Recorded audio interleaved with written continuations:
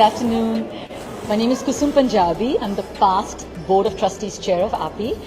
I'm an emergency doctor in New Jersey. I've been a member of AAPI for over a decade now and so proud of being part of this organization, which is the American Association of Physicians of Indian Origin. 1 in 4 patients in America is taken care of by an Indian doctor, so it's a lot of pride in being part of an organization like this. This particular organization does amazing work. People don't even know some of the volunteer activities, the annual galas, participation in various around the world catastrophes, whether it is hurricanes, helping in earthquakes, helping in blood drives. AAPI is very, very involved. AAPI doctors are also very involved in their local communities. I'm part of the New Jersey AAPI, I'm part of the AAPI Long Island, and I can tell you we do a lot of work in our local communities. The current president of AAPI is a woman, a survivor of COVID, Dr. Anjana Samadder. She's a gastroenterologist from Ohio. We are so proud of all her accomplishments and are looking forward to this amazing year with her. Today, we kick off our very first event, which is the Leadership Conference held right here in the Indian Consulate in Manhattan, New York. We just had the Consul General, Mr. Jaiswal, give us a few words where he congratulated AAPI for the amazing work we are doing and we continue to do. And then on, we have the Brahma Kumaris and the Point of Life Foundation who are going to be speaking to us on how to lead and be a good leader from inside out. Following that, tomorrow we are going to participate in the India Day Parade, and that is going to kick off this amazing year of different events that the AAPI President and the AAPI organization is going to be doing, which will finally end with our convention, annual convention right here in New York in 2024. Hope to see you there. Thank you, and this is such an honor. Hi, I'm Dr. Udaya Shivangi. I'm here with our President, Dr. Anjana Samadder. She's the 42nd President for AAPI, and we are here at the Leadership Conference in India Consulate. This is our first Leadership Conference under leader of Anjana Samadder. I would like her to speak about her whole year, what she planned for us. Hello everyone. This is a leadership conference arranged by Dr. Kusum Punjabi and Dr. Avinash Gupta and a lot of other people's hard work. And this is the first event for AAPI this year. And this is the first leadership conference we are having since COVID had struck us. We also have our Global Health Summit in Delhi, July 2nd to 4th, and in Manipal, July 4th to 6th, where we would love to have all of you come and attend the Global Health Summit, which will be an integration of healthcare and artificial intelligence, and it is a very important topic these days. We also have the convention right here in New York, July 18th to 22nd, at the Marriott Marquis Times Square. We would love to have each one of you come there, attend the event, and make it very, very successful. So we are looking forward to a very successful year of AAPI with a lot of educational programs and also a lot of fun and frolics. Thank you. Hi, I'm a convener for the convention. It's going to be one of the culminating event for us in an exciting famous place like a Marriott Marquis, and it's going to be July 18th to 22nd. I wanted to share and invite every one of you, and also asking their ideas so that we can make it even better. And also, as a Women's Forum Chair, we are doing another leadership conference in the beautiful place of Bahamas, and we are going to come out with many more workshops and conferences. So we wanted to invite every one of you, and also tomorrow there's going to be a float. I wanted everybody to join for the float as well. Thank you. I'm Dr. John Johnson from Columbus, Ohio, participating in this leadership conference at the Consulate General of India, New York. This is AAPI, as you know, is a wonderful organization, and I'm proud to be part of it, and looking forward to working, with this group. Thank you. Hello, my name is Dr. Sumal Rawal. I'm a secretary of AAPI. We are here in New York at Consul General of India's office, having first leadership conference on behalf of the AAPI. We have people from entire country here, from all different states, including California. So we're very excited. We have a good speakers with good learning, and we thank everyone for coming here and be part of this leadership conference. We also want to thank Consul General for allowing us to host this event here today. Thank you. And that is very heartwarming, that is very encouraging and inspiring. So thank you very much. I would also like to thank you for all that you put in to make the historic visit of the Prime Minister to Washington a great success. Many of you were there, present in several programs. The atmospherics about, that he was the only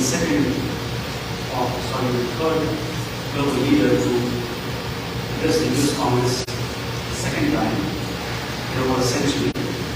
All the 8,000 Indian American community members were invited to the White House to participate in the ceremony. All these are first. And also the only leader from India that addressed the joint session of the Congress the second time.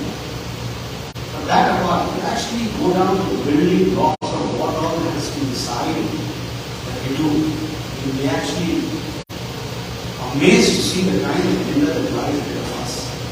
Semiconductors, biofuels, critical mineral partnership, innovation partnership, advanced high-performance computing, cloud computing, artificial intelligence, jet engines, defense accelerator program, human space flight, International Space Station, radar, these are propulsion security radar to be put, manufactured by ISRO and NASA to be put in the space next year. So on and so forth. Just to give you some of the things that you jointly agree. So a lot on the defense side, a lot on the technology side, and each one of these building blocks actually go on to define the age that we live in, digital age, the knowledge age. It's good not just for India, this partnership, but the world at large. We realize how seminal this partnership is for the good, prosperity, and progress of society in general. Also, we agree, and it rarely happens, I have come across in the last 25 years, that you have two heads of state or government meeting, and you decide to open 5 new consulates. So the United States will be opening a consulate in Bengaluru and Ahmedabad.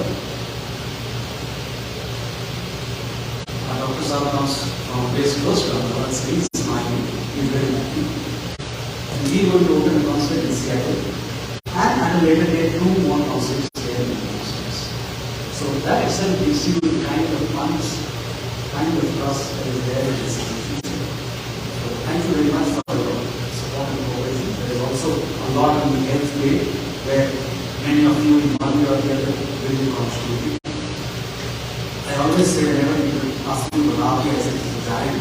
That the organization, the giant has so much of dynamism and energy and enthusiasm that they can turn the world around. So that is how we look at it, and we look for your energy and initiative and effort to build a stronger tomorrow for India, for the United States, and for all these countries. Tomorrow, of course, is the big parade where these participate, some 200,000 people will be designing. We also have Chakra that has come all the way from Malaysia, that is being displayed at Times Square. It will be there in 20 seconds, so please do take off time. It's a historic piece. The takeoff of the view from the Burnout temple is built in the 13th century. It is, I think it's 2,000.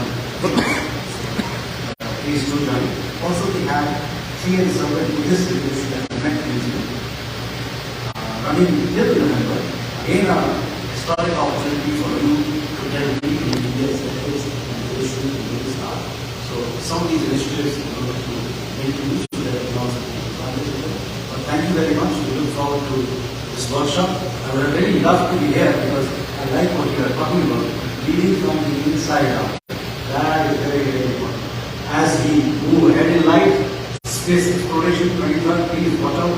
The Indian moon lander will be coming, will be landing on the moon, the rover and the lander. The Indian Chandrayaan is now as close to 100 kilometers from the moon.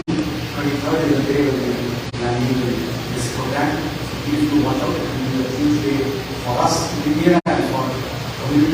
across the world and for the world. Thank you very much for the legacy. Thank you for coming from everywhere, all over the country, to attend this leadership conference organized mainly by Dr. Kusum Punjabi. She took the initiative, and this is the first leadership conference we are having since the COVID times. So since then we have been in the background, and so this year we decided, and the Consul General was very gracious enough to give us permission to let us host it out here. So thank you, sir, for everything, and welcome everyone, and hopefully all of you will enjoy this great event put together with a lot of effort from Dr. Kusum Punjabi. Thank you.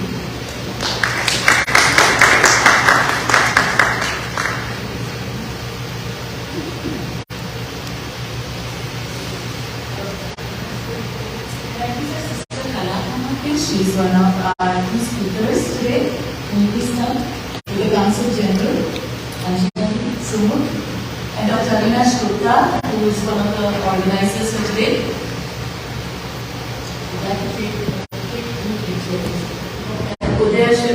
Please come.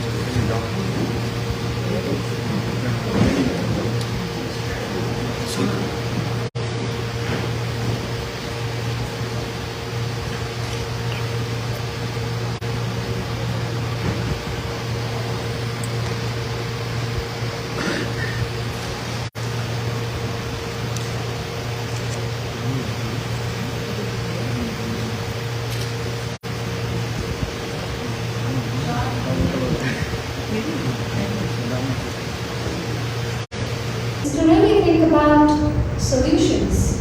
Okay, one is to be in the mode of, well, how is this happening? Why are they not doing what they're supposed to be doing? Can the administration step up and do what they're supposed to be doing? I mean, we could go on and on about that. But what can I offer in the situation? Didn't you say at times you were listening to broadcasts from China to try to get more information? And yeah, that's another aspect. I mean, I was telling Judy about those times earlier, and I was saying that, what was also unique about this was that we didn't really know what we were dealing with. We didn't know this disease, we didn't know what the treatment was, we didn't have any data, publications, literature to look at, to guide our management. And so I remember the time when we were rounding, and then after rounds we would sit and open these webinars from China and listen to these Chinese doctors talking about what's happening in China, and then trying to incorporate that in our practice. I mean, it was, now when I think about it, I'm like, wow, we were really resourceful. I don't know how we got hold of those links and how we got connected, but somebody told us this webinar is happening, and the whole team would be just crowded in front of that computer, and we're like watching what's happening over there and how they're dealing with the situation. So just to basically, I think, nail down the 2 points that I'm trying to emphasize here is, one is focusing on solutions, finding our sense of purpose again and again in what we are doing, and also resourcefulness. Like I can't believe, the N95 mask thing, it sounds like a very simple thing at this point, but I remember that we were conserving it. I was carrying a Ziploc bag with me, and when I would take a break and have some food to eat, and the mask goes back in the Ziploc bag because I didn't want to waste any masks. So I think it's so amazing that these situations allow us to explore our inner potential sometimes that we were not even aware we had in us. That is something they say about leadership, that the circumstances define the leader. The one they talk about a lot with this is Winston Churchill. He wasn't really considered much of a leader until he had to lead a war. And I think with India, I was thinking when the Consul General was speaking, I interviewed Dr. Kumaris, and he had just written a book on leadership, and it was about guiding lights. And he said, the people who step forward in times of uncertainty become guiding lights for other leaders. And even when you're not sure, even when you reach the end of the instructions, as is the case with the pandemic, something comes from inside that tells you what to do. You know, there's a knowing that comes. You say, okay, here's what we're going to do. And I think it's probably, for many people, when you're out in front of everyone, you think, do I admit that I'm not completely sure what to do? And I think in times like these, you sometimes have to say that. I'm not completely sure what we're going to do here, but here's what I think is the best for us. Is everybody in? Do you agree? You know, and you're moving them along because people get anxious, right? So I don't want to spend all our time on adjustability or flexibility, adaptability, but it's a key value in our times especially. Sure. The second one is mindful communication. Now, you know, I've consulted in a lot of universities and a lot of companies for over 30 years. And this is always their number one or number two issue. They always feel that the communication isn't working, right? And so we could talk for a long time about it, but I really want to just bring up three things that I think would be most valuable for you and probably already in your experience. One is respect. No matter whether the person in front of you is very junior or is a staff person or is a patient or a colleague, people know when you're looking at them with respect. They feel it. And they feel if you're looking at them without respect. So an inner stance of respect for the one in front of you, it reads immediately to people. Because you're talking to the inner being, right? Whatever role they're playing, there's this person with dignity in front of you.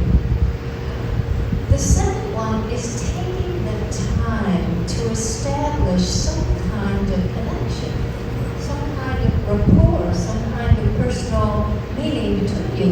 So I've seen people walk into a situation where maybe someone's mother's in the hospital, or maybe they have, the husband's just lost a job. You have to take that minute, no matter how little time you have, and say, how's your mom? Is your husband managing okay? You know, is everyone holding up all right for you? It just takes a minute, but to establish that connection with someone, now they can hear you. If you don't take the time for that, they really don't feel that you have connected with them individually. And the last thing is, you know, when we think about communication, we think about talking.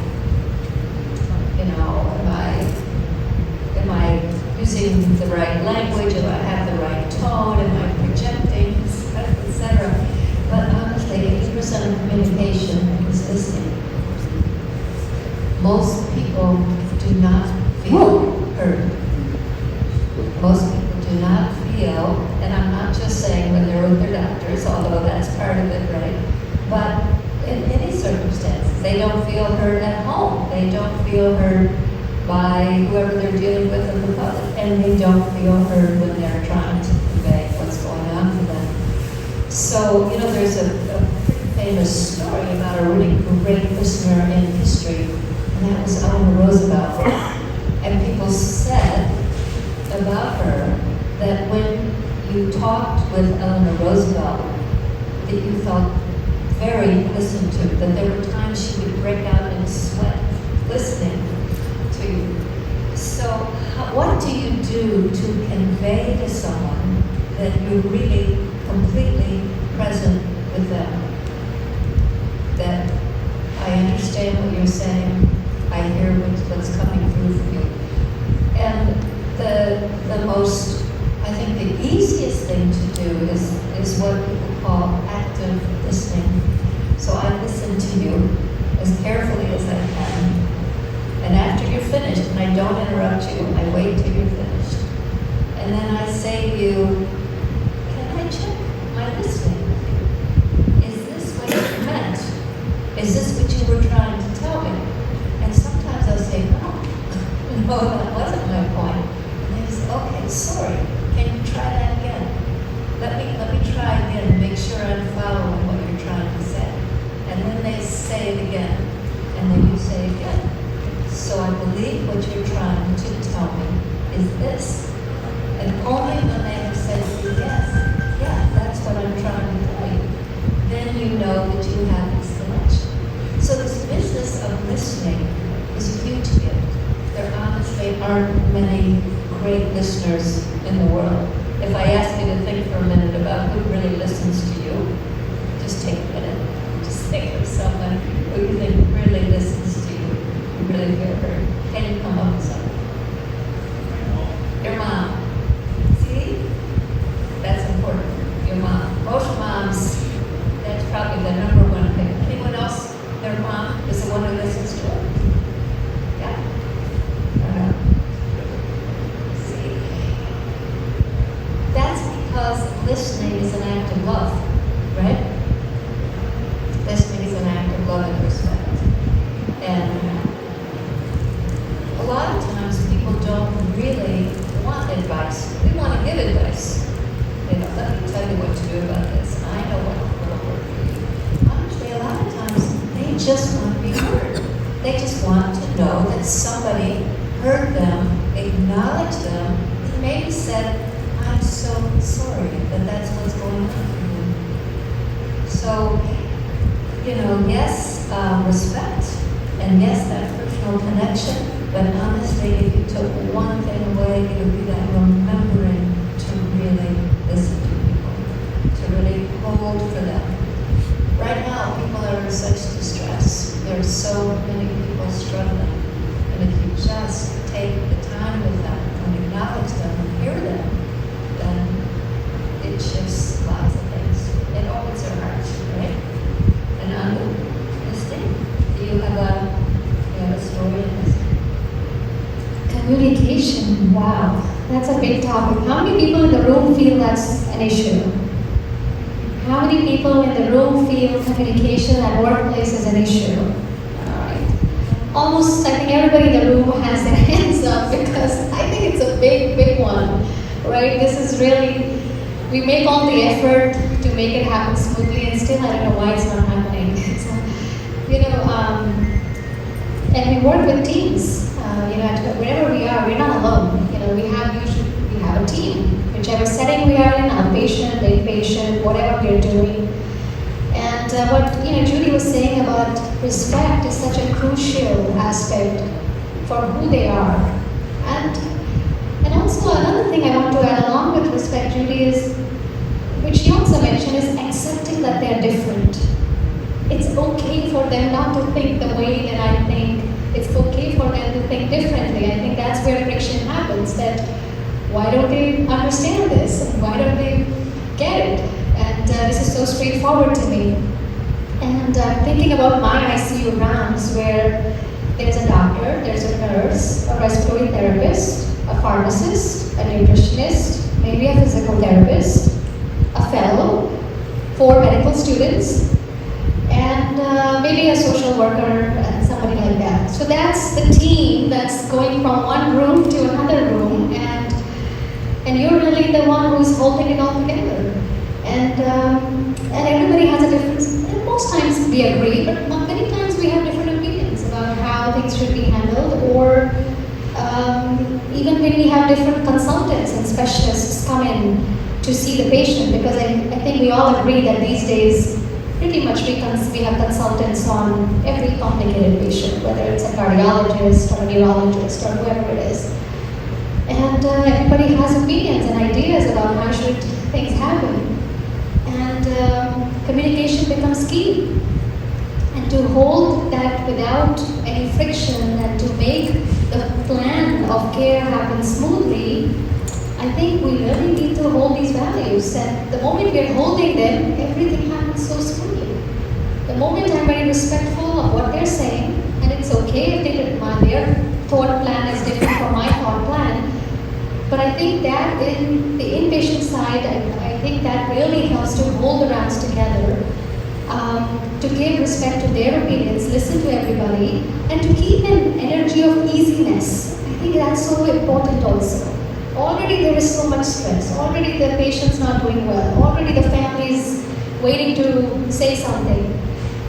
And the energy that we keep in our rounds, I think, of easiness, also helps everyone to really, do what they're supposed to be doing.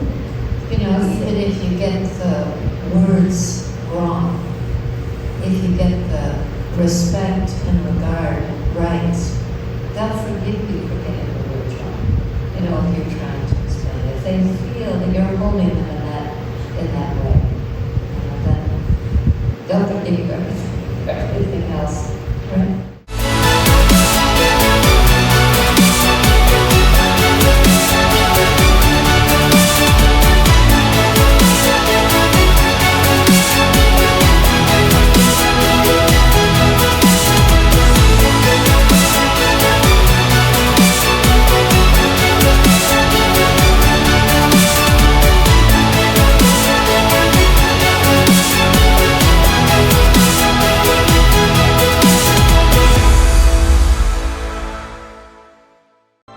Brookhaven Heart, you are at the heart of everything we do. Board-certified cardiologists in East Patchogue, New Hyde Park, and Hicksville, New York. Call 631-654-3278 for an appointment. Same-day appointments, evening hours, short wait times, affordable self-pay fees, quality care, state-of-the-art treatments, exceptional staff, informed patients, vein clinic, cardiac pedet services.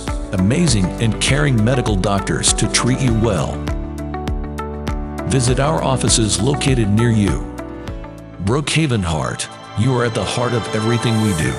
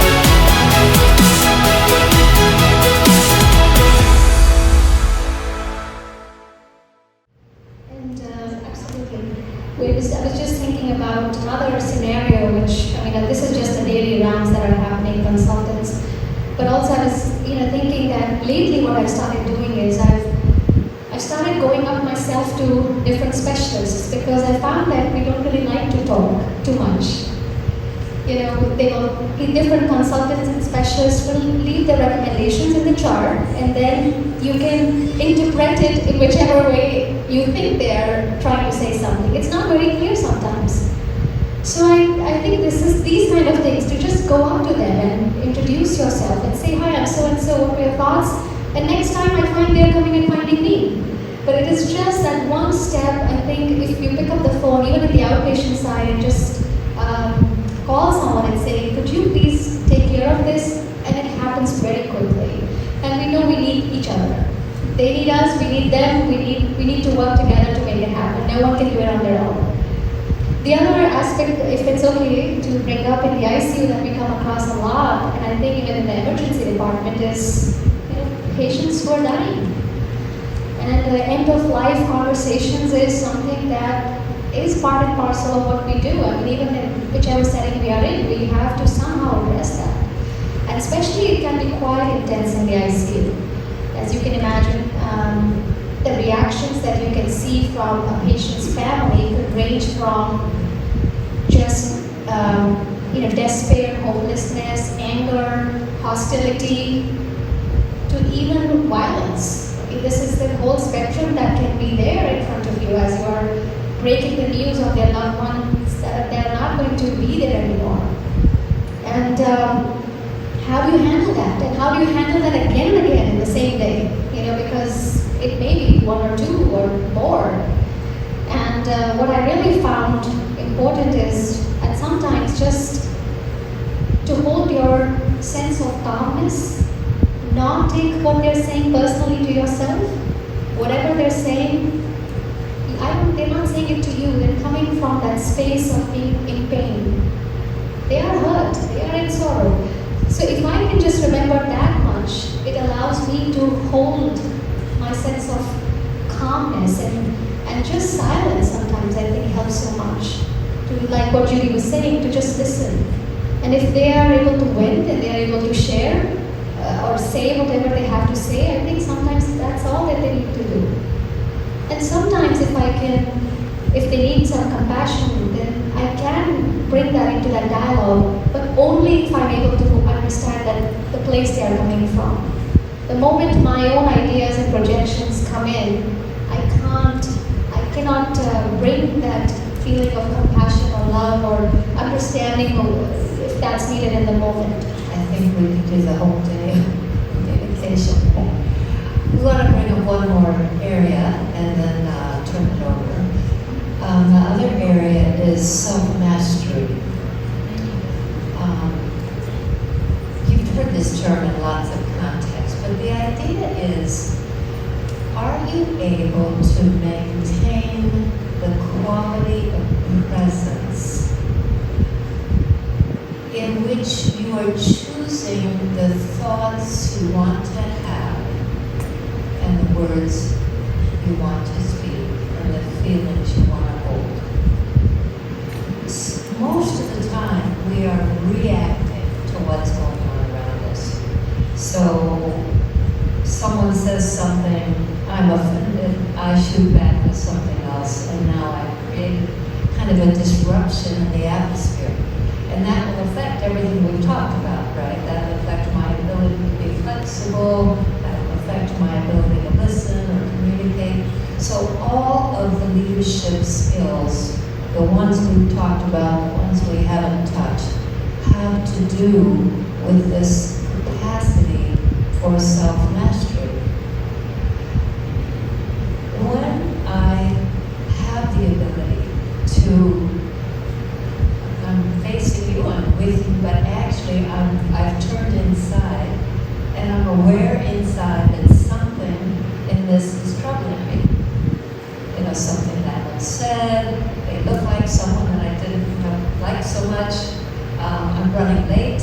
I walked in the door late. Now I'm trying to get through the work, but I'm out of time. So I turn inside and realize that actually I'm not holding the quality of space I need to hold. Can I, in that moment, reset without ever losing my presence with them? Can I reset into the state where I'm thinking the quality of the conversation I want to have, the quality of rapport I want to have? Even if I have to say to them, you know what, let me take a minute. I've been rushing for the last 3 hours. Let me just take a minute here and quiet down and be with you. This will be a little shorter than I hoped, but at least let me give you my complete attention. So the ability to locate yourself like that and then speak with them from that place. What that allows you to do then, when you can do that, now you can have for that one this quality of good wishes, of bhagna, blessings, kindness, compassion. If I'm concerned about being late and being annoyed and my foot hurts and all of the other things going on, I'm not with them. I don't have that sense of what I'm giving to them. Even if it's just the vision I have for them. So this business of self-mastery is this presence. I don't know what other word to use, this quality of presence. That I'm fully here, I'm choosing what I want to say, I'm not reacting. I'm looking at that one with this vision of generosity, you might call it benevolence, issue, I can be with them human to human and give them that regard and that comfort and that encouragement. And when you're cultivating a younger leader around you, so someone's been put on your team, on your floor, etc., can you bring this to their awareness, that it's not only the hard skills, but it's your ability to have that quality of presence as a leader in whatever setting you're in, and the difference that makes. So we're just little short times. Sure. Judy wants me to relate that with an example, I think, from the healthcare field.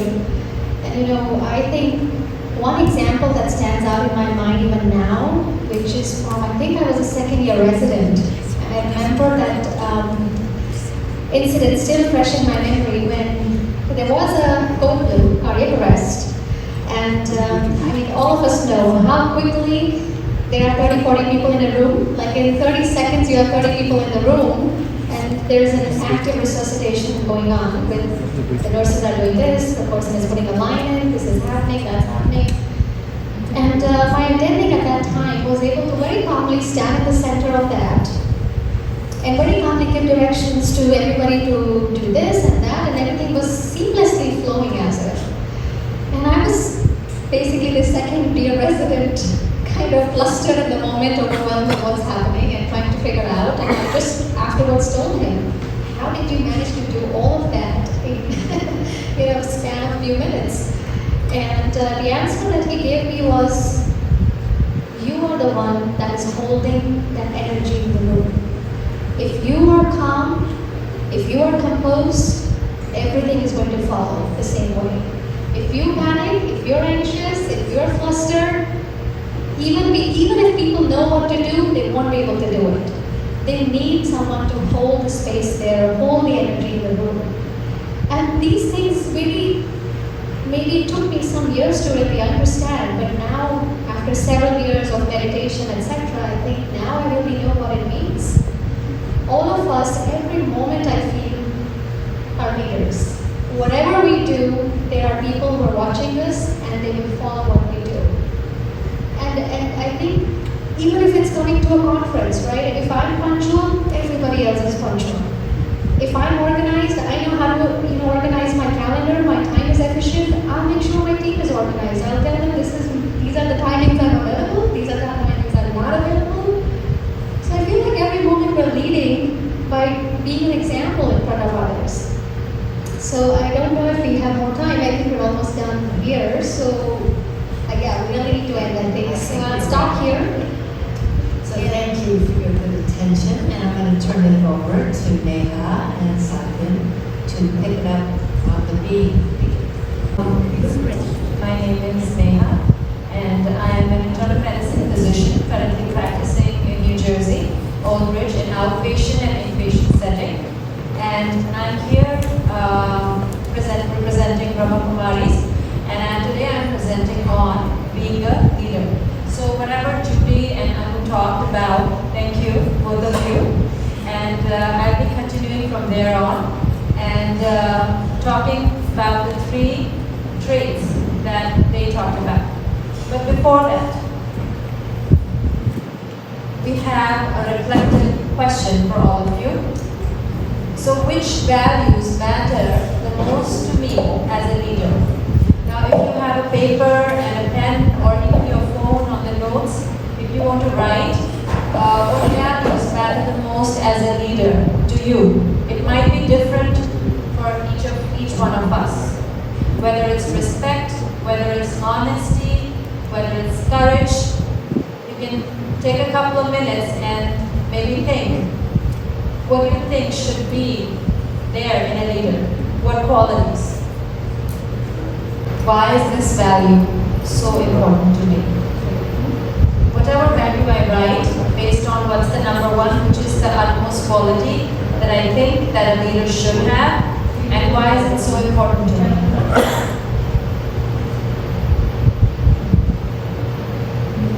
Does anyone want to share what they have? Yes. Integrity. Yes, very good. It's very important. Basically, the first feedback.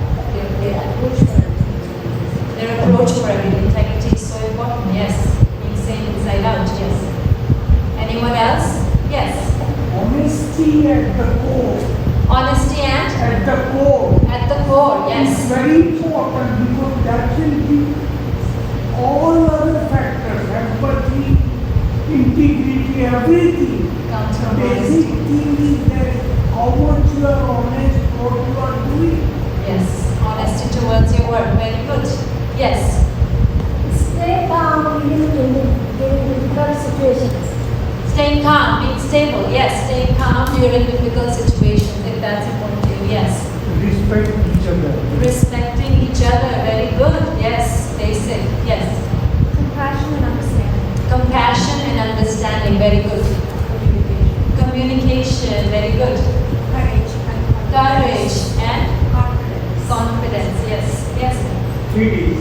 Determination, desire, dedication. What's your number one? Then only the result. Okay, let's see how everybody, yes. Empathy. Empathy, yes. These are all qualities or values. With a lot of empathy. Empathy, yes, absolutely. And these are all values that are part of a leader. All values. And any value that I think is most important, if I keep using that value, I can be a leader at any stage of my life. I just have to use it over and over again. Whichever value. And whichever value we picked or we thought is the most important to us, most likely we use that value in our lives. We can see that's why everybody is different. Because why we value that as number one? Because we probably have that principle in our life at some point. So that is why it becomes important. So see, but I'm going to go back to the 3 values that Judy and Anu talked about, and which are 3 pillars for being a leader. And the number 1 was adaptability, and they shared enough on adaptability. And the second was mindful communication, right? And a lot of us raised hands in this audience because we thought communication is always a challenge. And what goes in the root of communication, like we talked, is respect. And respect follows. And respect and listening also, she shared listening, she connected it with which value? With which emotion or feeling? Love, right? Mothers listen. So mothers have love. So listening was connected to love, right? And we're going to talk about stability. But before that, coming down to communication, have you ever wondered that the same sentence, but 2 different people saying the same sentence, but we feel it different? Have you ever come, right? Why we feel it different? We say, I did not like the tone. I did not like the tone.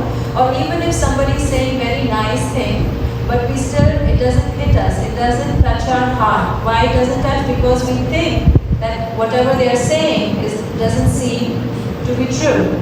It doesn't come from their heart, from the honesty, right? So then how do we get to know that?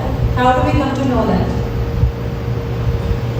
Does anyone have anything? Any guesses? How do we come to know that this is... The best thing is selflessness at the heart. Selflessness. So you become judgmentless. Yes. So you know the thing, what exactly is happening and what they are trying to tell. Yes. But how do you get to know when 2 people are saying the same thing, but one you're sensing that they are true about it, and the other person you sense that they might not be telling the truth? How do you sense that? So coming to that, there's something called a frequency that they have done studies on it. Each emotion and feeling that we have carries a frequency. You can see that emotions like shame, guilt are down below 20, 30 lower frequencies. Okay? And as we go up, neutrality has a frequency of 250, right? And then when we go up, willingness, 310, acceptance, even better, 350. Reasoning, how often do we reason? We learn to reason in medical profession. Everything we go by reasoning. That's up there, 400. It's such a positive feeling. It's when we have knowledge, we have reasoning. We go up, love, it's 500. All these are frequency which are measured in sound. These are hertz, right? And each time when we speak, it's not about words, we are radiating that frequency that is within us. So imagine that we are talking to somebody and we are at a frequency, maybe we are happy, right? Maybe somewhere around 540, right? Now someone from maybe someone I come in touch with, or they are at a lower frequency. They are maybe at a 30 or 20, or they are angry, maybe 150, and they come and they just start talking. What will happen? What will happen to my frequency? Go down. Yes, it will go down if I don't know how to maintain it there. It will definitely go down. And if I now they are radiating that frequency, what can happen? So I'll share one of my examples or one of the experiences that I had. So before, when I used to round in the hospitals, and we've all come across this situation when a patient deteriorates over time, and the family comes and then they start blaming the hospital, the physician, and then they say, what have you done? My so-and-so was walking before when they walked in the hospital, and now they are so, nothing. And sometimes we don't even have a very good diagnosis to say what's really happening, right? And they start blaming us that you're not giving proper care, I want to change the doctor, I want to do this, that. That has happened. So before, what I used to do when I did not have the knowledge and the meditation, so someone would come up to me and say that you have really done this thing for my patient, you are not doing anything.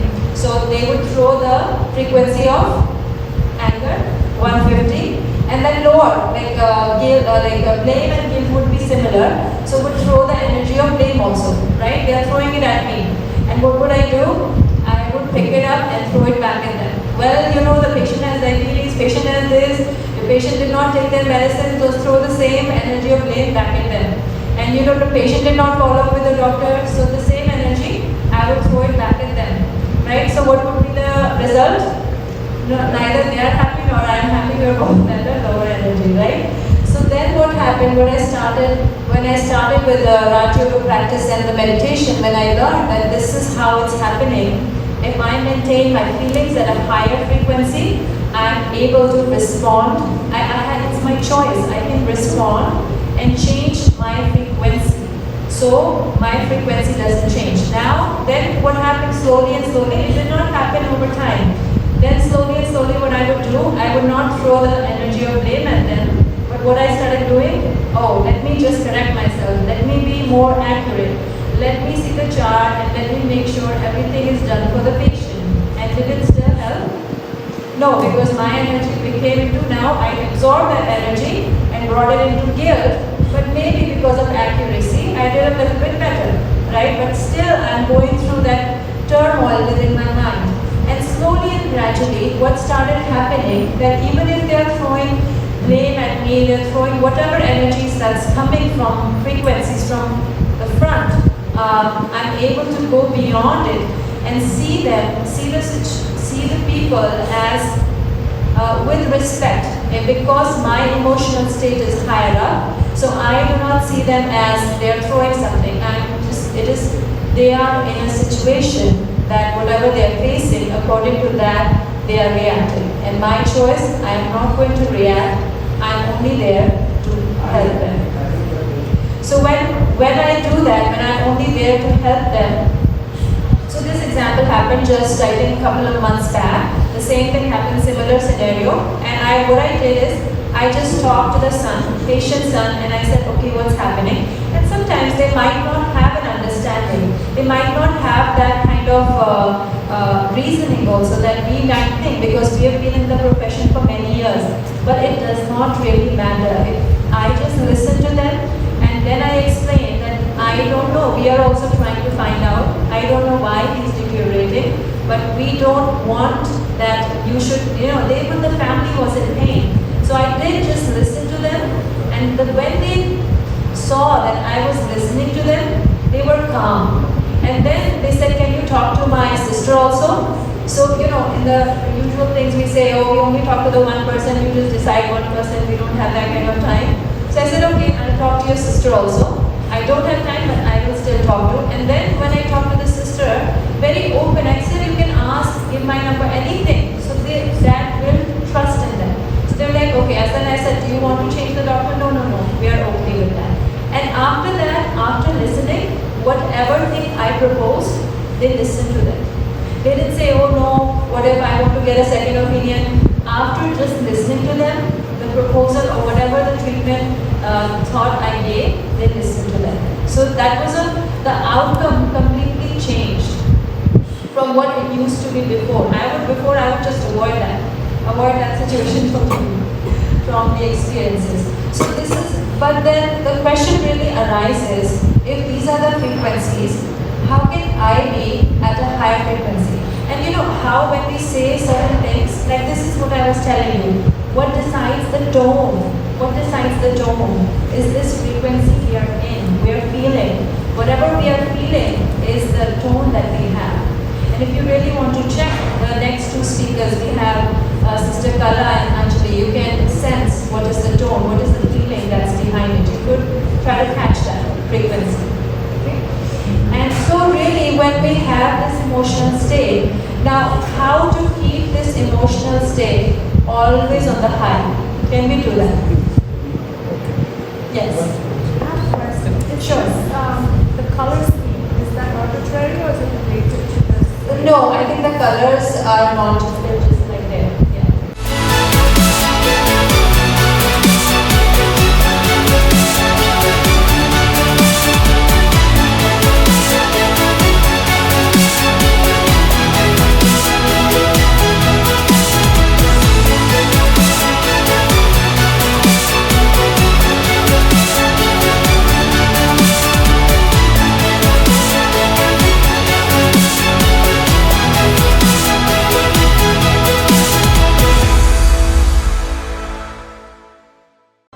Brookhaven Heart, you are at the heart of everything we do. Board-certified cardiologists in East Patchogue, New Hyde Park, and Hicksville, New York. Call 631-654-3278 for an appointment. Same-day appointments, evening hours, short wait times, affordable self-pay fees, quality care, state-of-the-art treatments, exceptional staff, informed patients, vein clinic, cardiac pedit services. Amazing and caring medical doctors to treat you well. Visit our offices located near you. Brookhaven Heart, you are at the heart of everything we do. No, I don't think so. She has that color. No. So the colors are just to present that, but this is just the frequency. I'm not sure if this is the color of the frequency, that I'm not sure. Yeah. So the other thing is that how do we maintain this positive emotional state constantly? How do we maintain that stability? The third factor as a leader is stability. How do we maintain that stability despite whatever frequencies come around us? Can we do that? Is it possible? Yes. It's possible, right? Have you ever seen a day when you are in a happy mood, maybe a very light mood, and things go wrong and you are still okay? You say it's okay, it happens, and you have all the energy to go around it, right?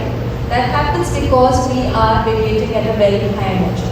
So what our goal should be, that we should be in an energy, not be affected by frequencies around us. How can we do that? How are feelings generated? Do we know? How are feelings created?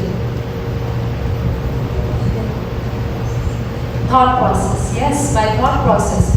So whatever we are thinking is how will decide our feelings. And despite that, sometimes we have a certain behavior pattern, right? We have behavior patterns. Where do we learn these behaviors? Maybe it's just our personality, or maybe we learn it from our surroundings, maybe our parents, maybe our families. We learn a certain type of behavior, right? And that's why when someone gets married and goes to another family, they have a total different set of behaviors, and it's very unusual, and there is a difficulty adapting to it because the set of behaviors is totally different. Then we learn these behaviors over time we change our behaviors. We can intentionally change our behaviors. We can decide to bring a change in ourselves, right? But the root of all that is a thought. Whenever we think, we bring it into our action, we feel it and we bring it into our action. And then action follows. If we repeat these series, what will happen? Thought, feeling, and action. And if we repeat this, what will happen? Habit. Yes, very good. A habit will be formed. And habit, we are all a set of habits throughout the day. Since the time we wake up till the time we go off to sleep, we are a set of habits. We don't know, but it is so natural because habit becomes very natural.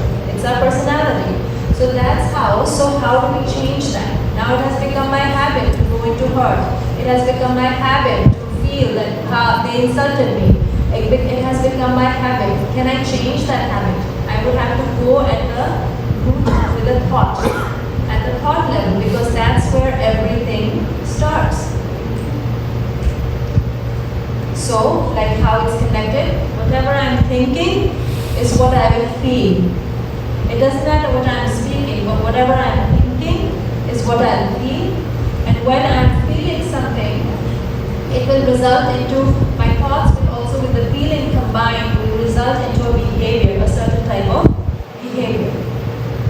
And so once I know I can consciously work on my thoughts with the practice of meditation, and that will be explained again. And now we'll have Satya to go over from here. Thank you, Neha, for a beautiful description of what you just said about leadership.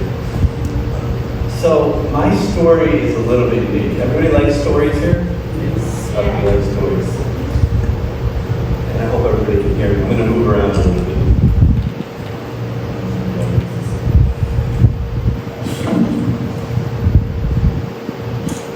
My background is very different than all of yours, in the sense that I spent probably the last 14, 15 years of my career in the area of finance, Wall Street, high pressure place to work. So you can imagine the types of people and the personalities that you may encounter throughout that process. And so throughout the years, I've developed some interesting ideas of what leadership initially was and what it has now become in my life. Initially, coming out of school with all these other graduates, competing with everybody to get the best job, I thought leadership was about someone who's very strong, who has a powerful vision, who can motivate everybody around him and himself towards that vision and completely throw himself into that world and just go forward. And that's what I thought. We're all A personalities. We're all trying to really outcompete and outwork everybody else. And that's kind of how I grew up, because my second job was at Goldman Sachs when I started. Then my whole idea of leadership changed. It was April 25th, 2000. And if many of you follow the markets or know that that was the time when the whole internet bubble had just burst. I was working at Goldman Sachs as an analyst. We were under a lot of pressure, because Goldman was losing a lot of assets to a lot of other competitors. And I was dealt with a project where I had to do something to present to one of our big Japanese clients who had about $100 million with the firm. I was maybe 2 months into the job. I had to update these numbers look at our performance of our products versus the S&P 500, which is the index that most people measure against. And I was doing my work, and my immediate boss tells me, make sure you go to the compliance department before you submit this for the final presentation, because our meeting is in a few hours and we need to get this done. So I did my work, I was updating the numbers, and I put in the last month's number that we were supposed to put in because it showed the greatest outperformance of our products versus the S&P, and so that would look good for Goldman Sachs. But I went to the compliance department and they said, no, you can't use this number because it's not been audited yet, it's not been cleared, you can't present this to the client. So I omitted that number, knowing in full effect that it's not going to show as much outperformance for us, and it may actually show a little bit of negative performance versus the index. So I didn't think anything of it. I finished it up, showed it to my boss, and we went into the client presentation with the CEO of our division, who was happy to be there. And I didn't think anything of it. Everything was going normal, the client was okay, everything was fine. We did our shake hands at the end, and then they went off. And the CEO of our division, who happened at the time to also be the second cousin of the President of the United States, George Bush, calls me and a few others into a room. And I'll never forget this. Takes the presentation, rips it in half, and throws it right across the room, and the papers go flying right in front of my face. And I was a little bit of a panic, not sure what to do. Because he pointed to us and he said, why wasn't these last month's numbers used in the presentation? Because if it was, we would have clearly delineated that we were better and that those assets were going to stay with Goldman Sachs. Now, what's your problem? Right into my face. And, I was an analyst. I didn't know anything. I was like, 2 months into the job. You can imagine what I must be feeling at that point with all these other senior people next to me. My immediate boss is there. And this is what is being projected at me. In that moment, a voice behind me steps up and says, George, who's the CEO, I'm the one who told Satya to go to compliance, make sure our numbers are proper, and submit the presentation that was supposed to be submitted. If you have a problem, you can come to me. In that moment, just in that one moment, I still remember 23 years later, that my immediate boss stood up for me when he didn't need to.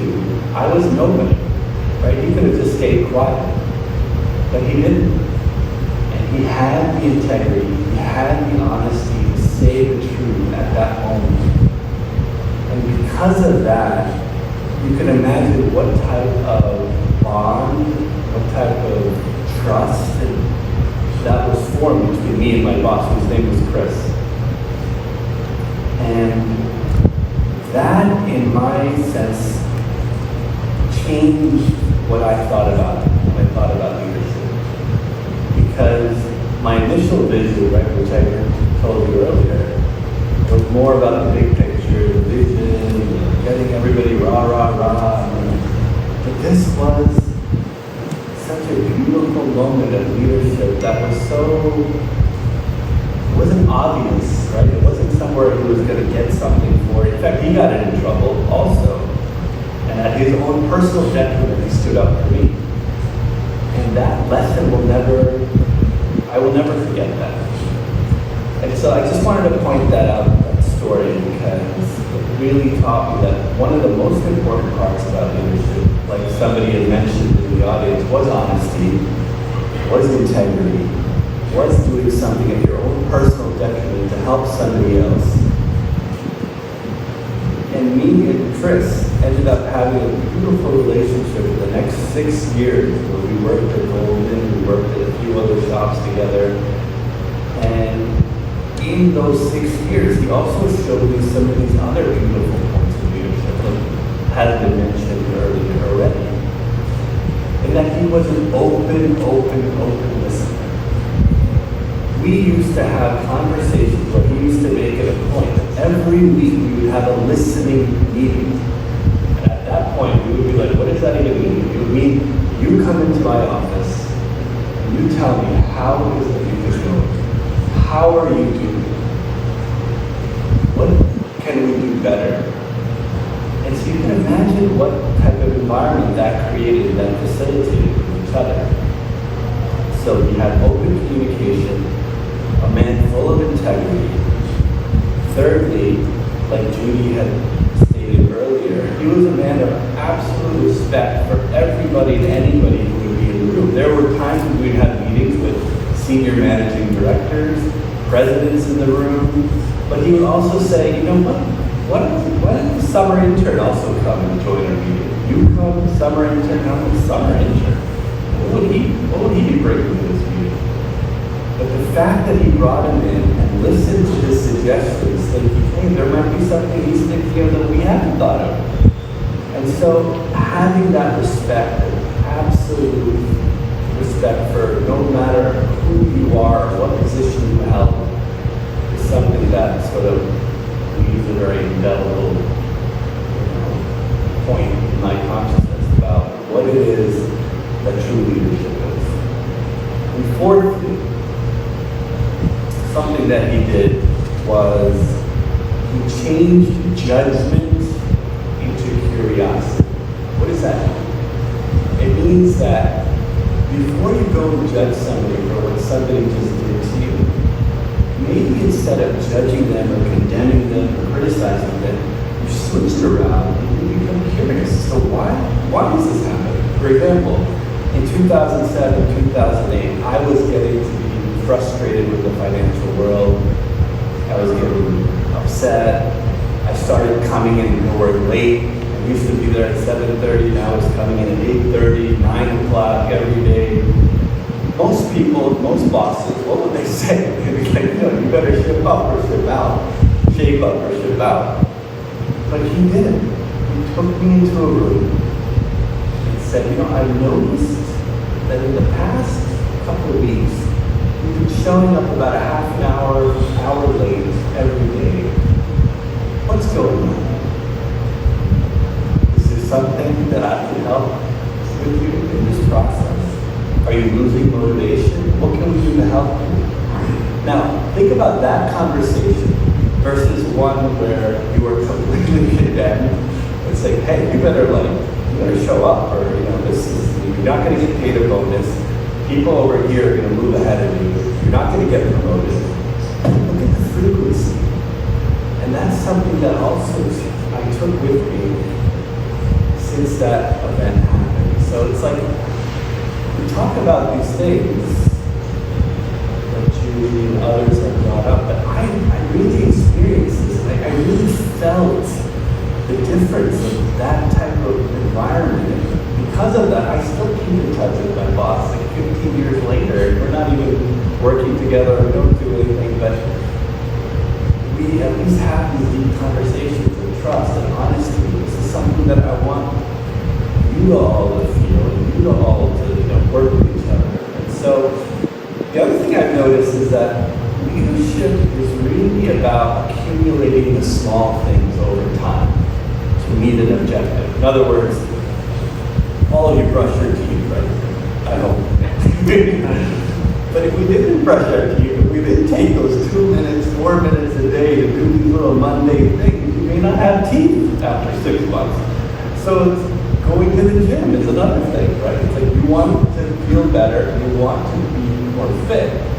If you go to the gym one day and you look in the mirror, are you going to see a difference? No. If you go to the gym the second day, are you going to see a difference? Probably not. But if you do it consistently, if you know what's good for you, over time, you will see a big difference. I did it myself. On a side note, doing intermittent fasting, and I lost a lot of weight, and I felt really good about it. So my point is, leadership is about doing the small things and accumulating them over time, and you will become a leader.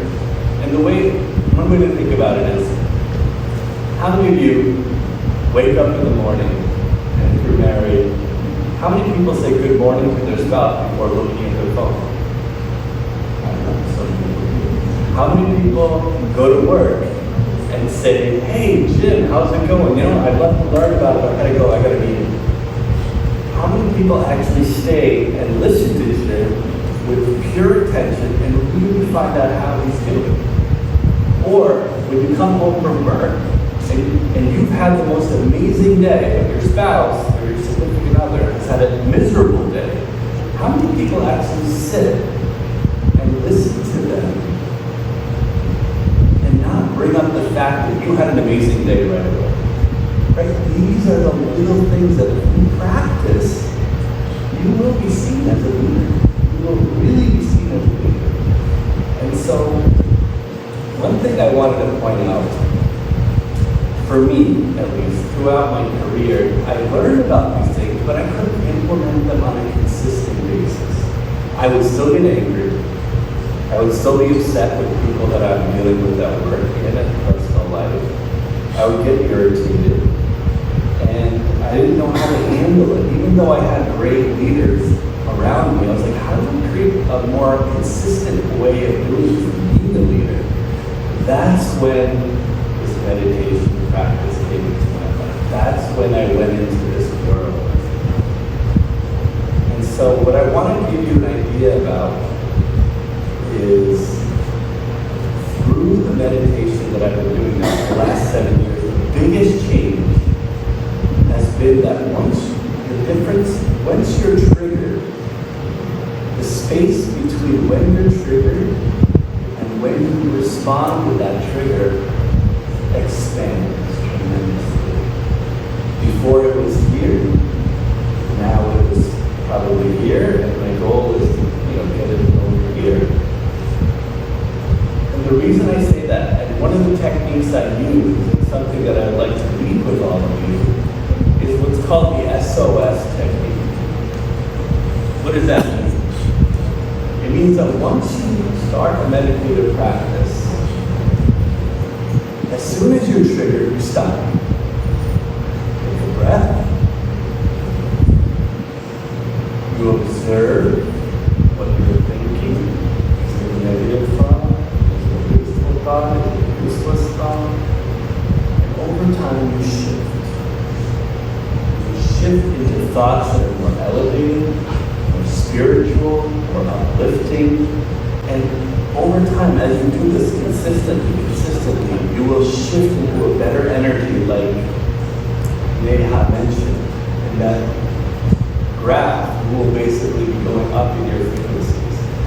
So one last thing I want to leave you with is that this idea of thoughts that was mentioned earlier.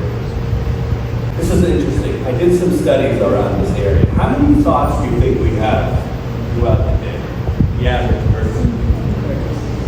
Just throw out a number. 10,000. 5,000. 10,000. 10,000. We got 5,000, 10,000. What else we got? 70,000. 70,000. Okay. Are there anything else? Countless. So they did a study a number of years ago, and this is before the era of Facebook and Twitter and all the crazy social media. So the number's probably higher, but the number was between 60 to 80,000 thoughts per day per person. Okay. Now, there are different types of thoughts that I mentioned. There are useless thoughts. There's negative thoughts. There's essential thoughts, like, oh, I have a dentist appointment tomorrow. And there are what are called spiritual or elevated thoughts. Now, what percentage of that 60,000 do you think is used for waste and useless thoughts? Close, 95% of your thoughts are like not good. Right now, let's just switch back into the money management industry for a second. The way thoughts are very much equivalent to money. You can use your money in a very constructive way, or you can waste your money on useless things that basically don't do anything for you in the long run, but maybe satisfy you in the short run. Or you can sacrifice for the short run for the benefit of the long run. Now, if I was in the money management business and I wasted 95% of my assets so that I could deploy 5% of those assets, do you think I would be very successful? No. So same thing with thoughts. Can you imagine, like, if I knew this analogy, if 90% of those 60,000 thoughts, 54,000 thoughts about every day are negative and useless, if you can have a practice that kind of helps you shift even maybe 5% of that towards the elevated or spiritual part, that's when you become a better leader. Because then you naturally can be full of integrity, naturally can be open listening, naturally can substitute judgment for curiosity. And so that's what I want to leave you with, is the fact that there is a way, and if you can just create this practice for yourself. If I can do it, everybody here is probably much more smarter and talented than I am. If I can do it, each one of you can do it. And each one of you will be more peaceful, happier, more joyous, more unconditional loving than you are right now. So, hopefully, thank you very much. And now, I'm going to switch modalities, and we are going to hear from Anjali on self-care strategies. So, thank you.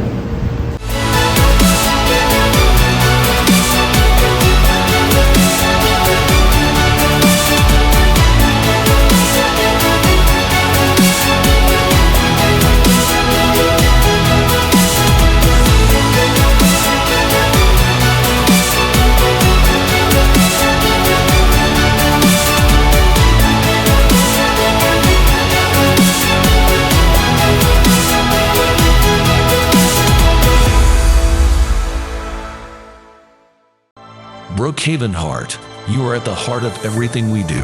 Board-certified cardiologists in East Patchogue, New Hyde Park, and Hicksville, New York. Call 631-654-3278 for an appointment. Same-day appointments, evening hours, short wait times, affordable self-pay fees, quality care, state-of-the-art treatments, exceptional staff, informed patients, vein clinic, cardiac pedit services. Amazing and caring medical doctors to treat you well.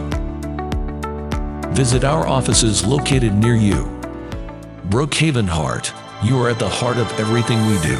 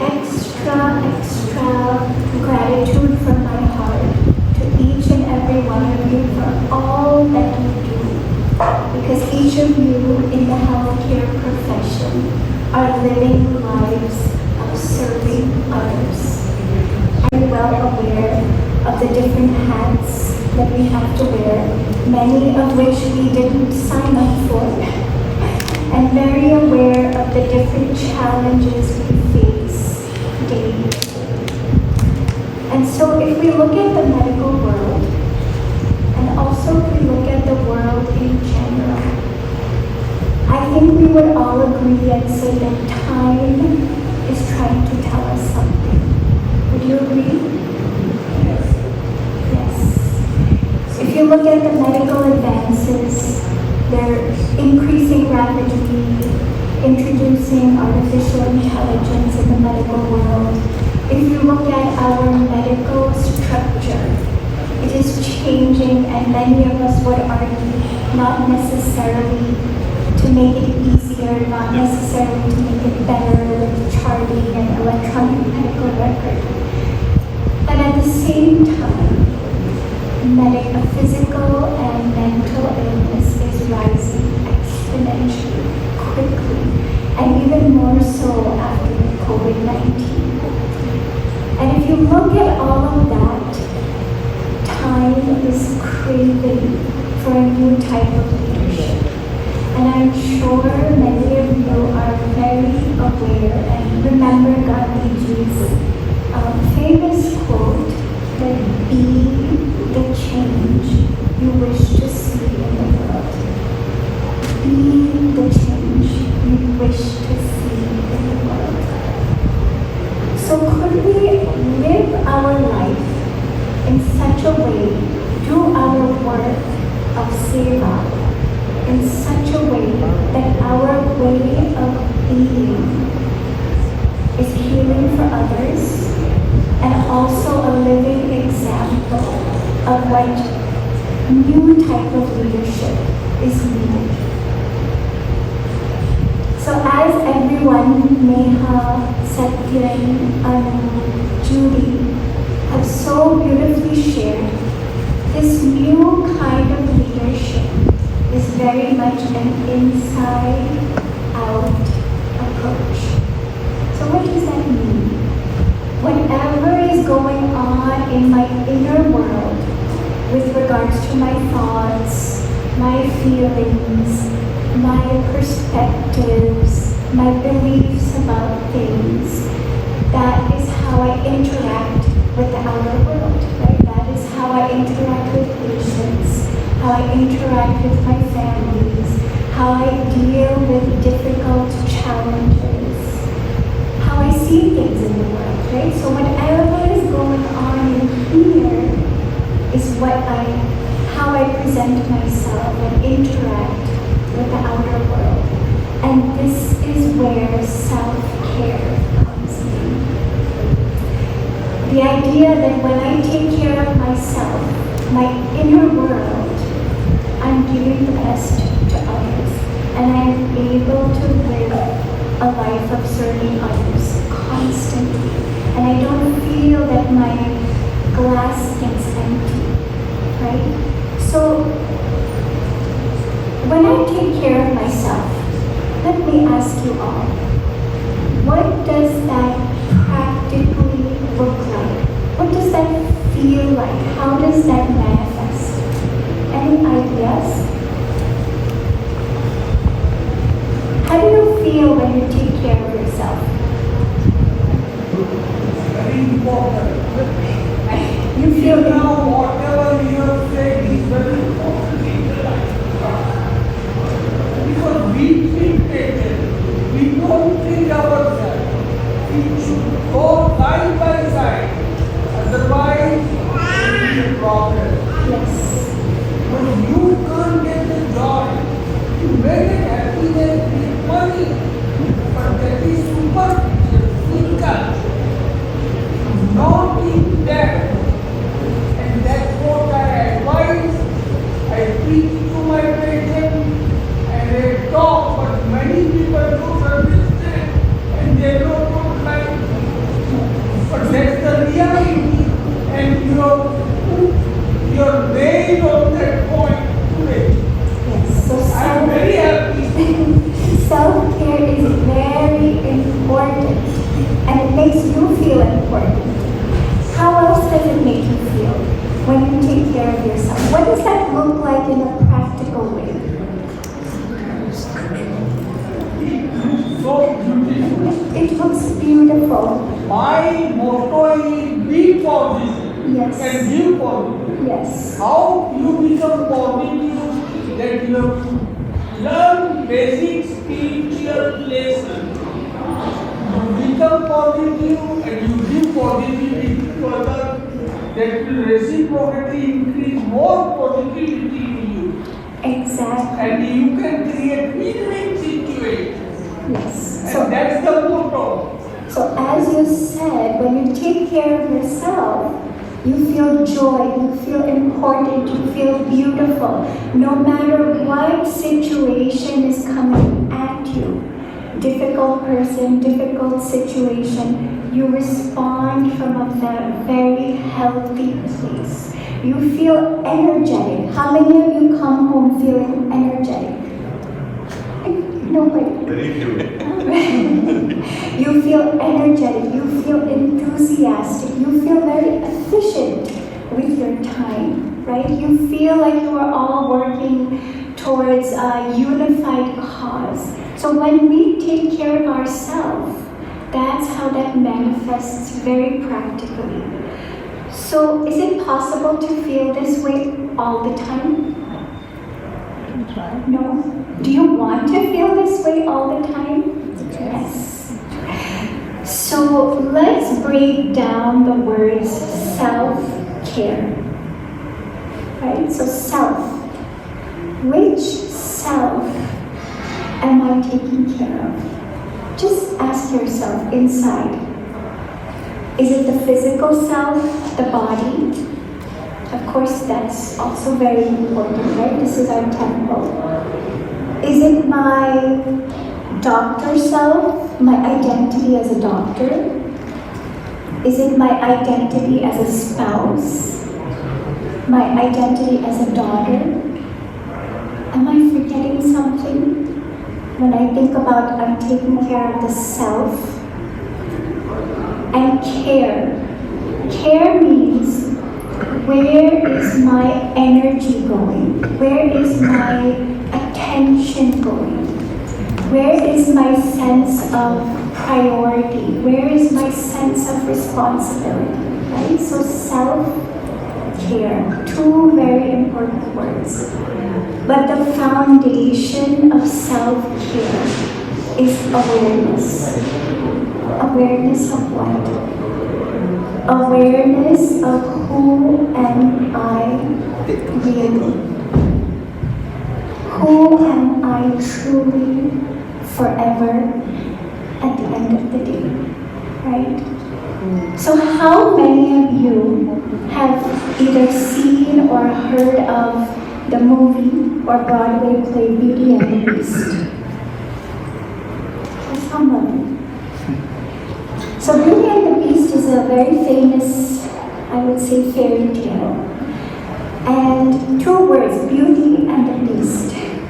So we all have these two sides within us.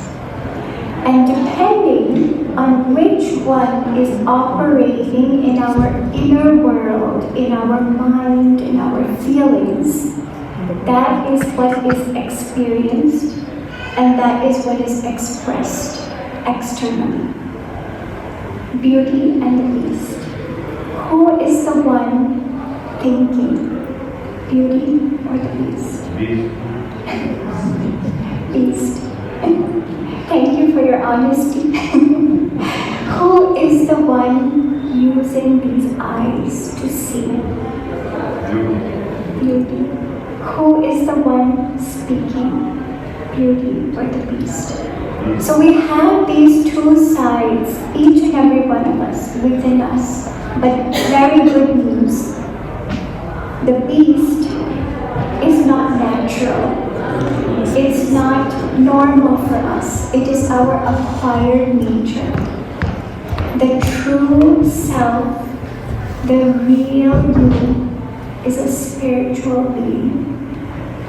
A being of consciousness, a being of goodness, absolutely beautiful, divine, extremely precious and valuable, full of beautiful qualities of peace, freedom, wisdom, absolutely self-sufficient. And in terms of the big picture of life, as spiritual beings, we come here to play our roles as healthcare providers, as parents, as spouses. We come here to give, we come here to share and have different experiences and learn and grow. But what happens is over time, we become very immersed in this game of life and we forget our true selves. And we start basing our sense of self, our identity, our sense of purpose, our happiness on the outside, on our relationships, on our positions, what we do, on our possessions, what we have, on how other people treat us. But that is not the real you. And once that beast side emerges, because we are placing our value on the outside things which are changing, which are temporary, and so we start becoming insecure, we start feeling empty, we start doing more, we start running around more, and that makes us feel very low and tired, and we start asking, demanding, and expecting. That is the beast side. But within you, there is a reservoir of unlimited, unending, uninterrupted peace, love, and joy. That is what you, the soul, is made of. You already are everything that you are looking for outside. So how do we keep this awareness of who I am truly? How do we keep it real? How do we keep it alive in our mind? How do we keep it natural? Very simple. Stop feeding the beast and acknowledge, value, realize, and nurture the beauty within. Because that is what each and every one of you are. And so wherever your thoughts are, wherever your thoughts go, that's where energy goes. And that is what grows within. That is what becomes natural. And so that is really the foundation of true self-care. Now many of you may be thinking, well, this sounds very nice and uplifting, and you already may be thinking along those lines and you feel connected to it. But in practical, how can we really incorporate this in our very busy days where patients need our attention? We have so much paperwork that seems never ending, so many messages, so many calls. We're also balancing our family and electronic medical record. How can we barely find a few minutes to even eat? So how can I make this practical? Shall I tell you an easy method? Yes. Sure. It starts with one moment, one thought, and then we just build from there. You all are ready to make that promise to yourself, one moment, one thought. That's all it starts from. So what is the GPS I am going to use in a practical way to guide my day, so we can build and use these spiritual muscles that we haven't used in a long time? So before we turn on our GPS, I would say there are a few things we need to embrace. One is embrace the balance between doing and being. As healthcare workers, we are constantly thinking and doing and running, but embracing that balance between being and doing both are very important. Embrace the role that life has entrusted to you. You each are playing very beautiful, special roles. I call it a life of seva. So embrace what life has given you as this role. Embrace change. Change is not going to change. Our day, our world, every moment is going to be different. Embrace it. The moment we try to resist, we've already lowered our energy. And embrace challenges. The most important growth doesn't necessarily happen just when we're sitting and meditating and reflecting. Yes, that is very important. It is part of the foundation. But the most important growth actually happens in the midst of conflict, in the midst of difficult situations. Once you realize that you actually have a choice to do things differently, to think differently, and to be different. So embrace these things. Okay, so now let's turn on our GPS. How are we going to incorporate all of this practically? So one is, how do we start our day?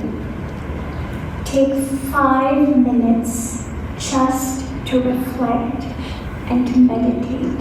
And we will expand a little bit more on meditation shortly. Just 5 minutes. See, even he agrees. 5 minutes, nurture that seed of who am I really? Because actually that's where everything blooms from. I don't know how many of you like to garden, but when we're taking care of flowers and plants, yes, some of our attention might go to the different leaves and the different flowers, but most of our attention goes to the root and the seeds. Because when we take care of that, everything that comes from there is beautiful. So when I nurture that seed every morning, 5 minutes, of who am I really, then all these beautiful qualities that were mentioned about flexibility, stability, listening, respect, joy, it will naturally come. You won't have to work on it individually. So nurture that seed. But when I say nurture, yes, think about it, but allow yourself to experience it and feel it. Because when you feel it, that gives you so much inner strength and inner clarity for your whole day. And set an intention for that day. That what energy am I going to bring to every single interaction? Not just with your patients, but also with your colleagues, everybody, with your family. What energy am I going to bring in every interaction today? So that's how I start my day. Okay, so now I am at work, very busy, lots to do. How will I find the time? So when we have low energy, what do you tell your patients? What do you tell them to take?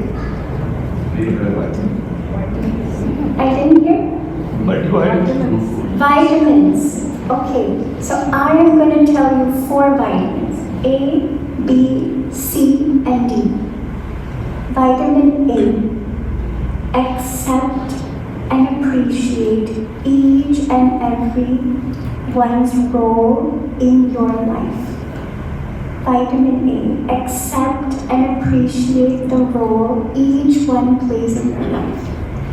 Whether it's a patient, whether it's your colleague, whether it's a family member, whether it's someone you met at the grocery store, each one is being sent as a messenger to teach you something.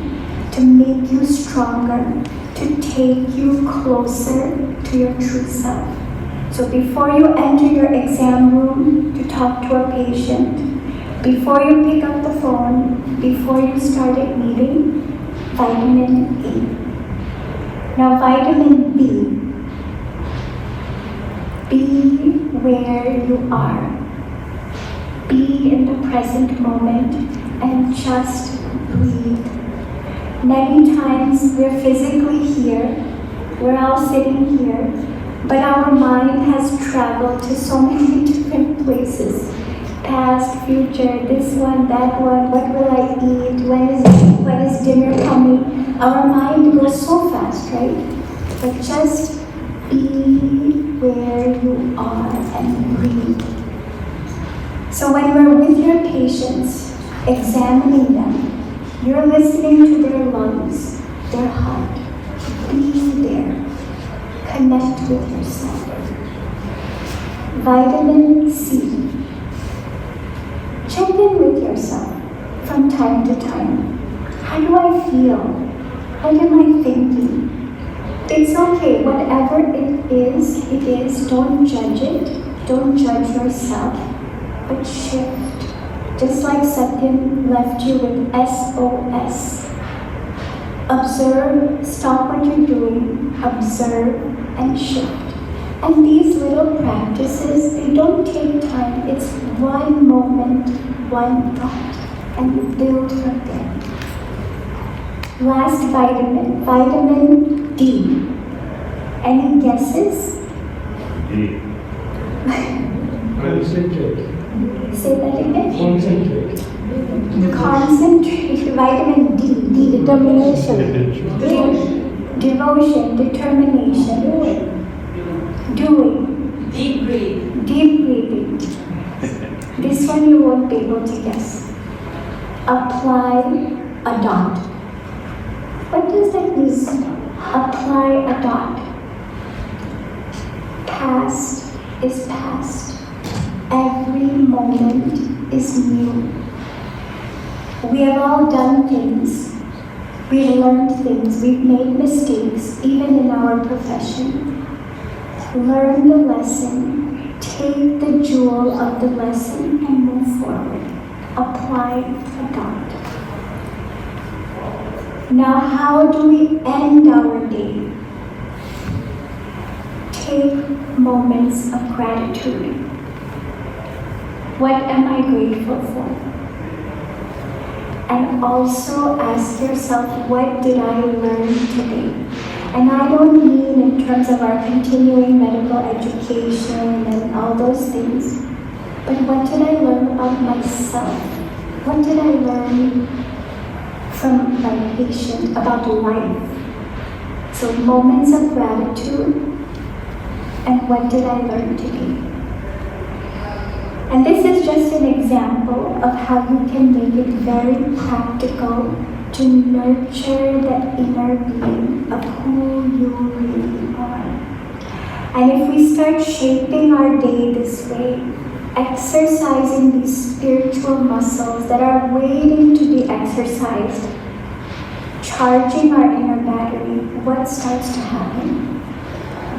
We naturally start giving without feeling burnt out.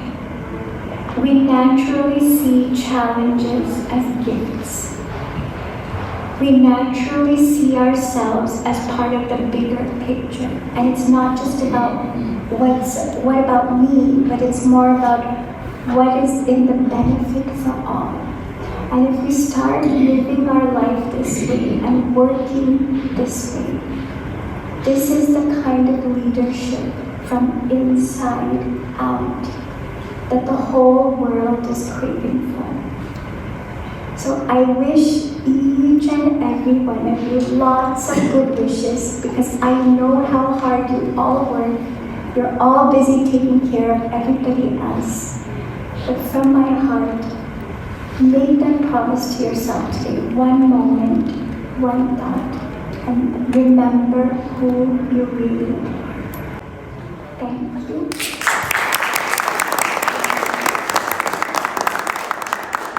Now, Sister Kala will share on meditation, the practice of meditation, to kind of elaborate on what was just.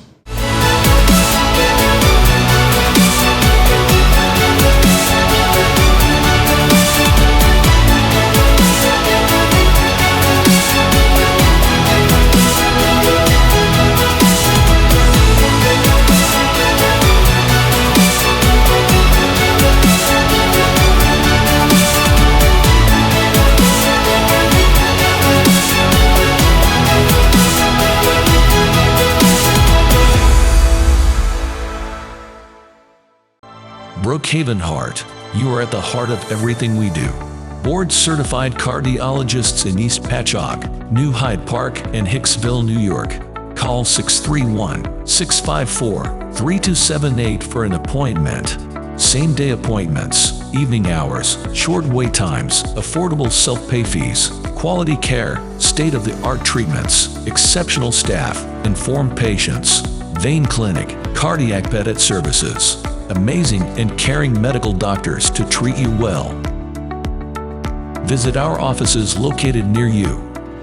Brookhaven Heart, you are at the heart of everything we do.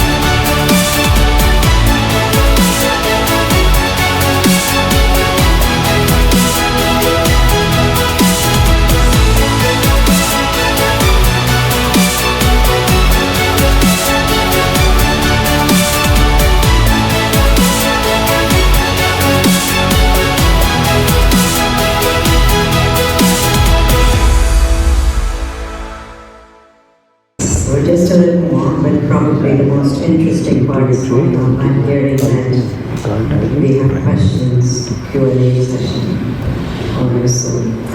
So, following up upon what Dr. Anjali beautifully explained, that how simple it is, this whole thing of self-care. I would like to just make a few comments about meditation per se, and also try out a couple of meditations, if that's okay with you. Yes? How many of you meditate? Few hands. How many of you meditate regularly?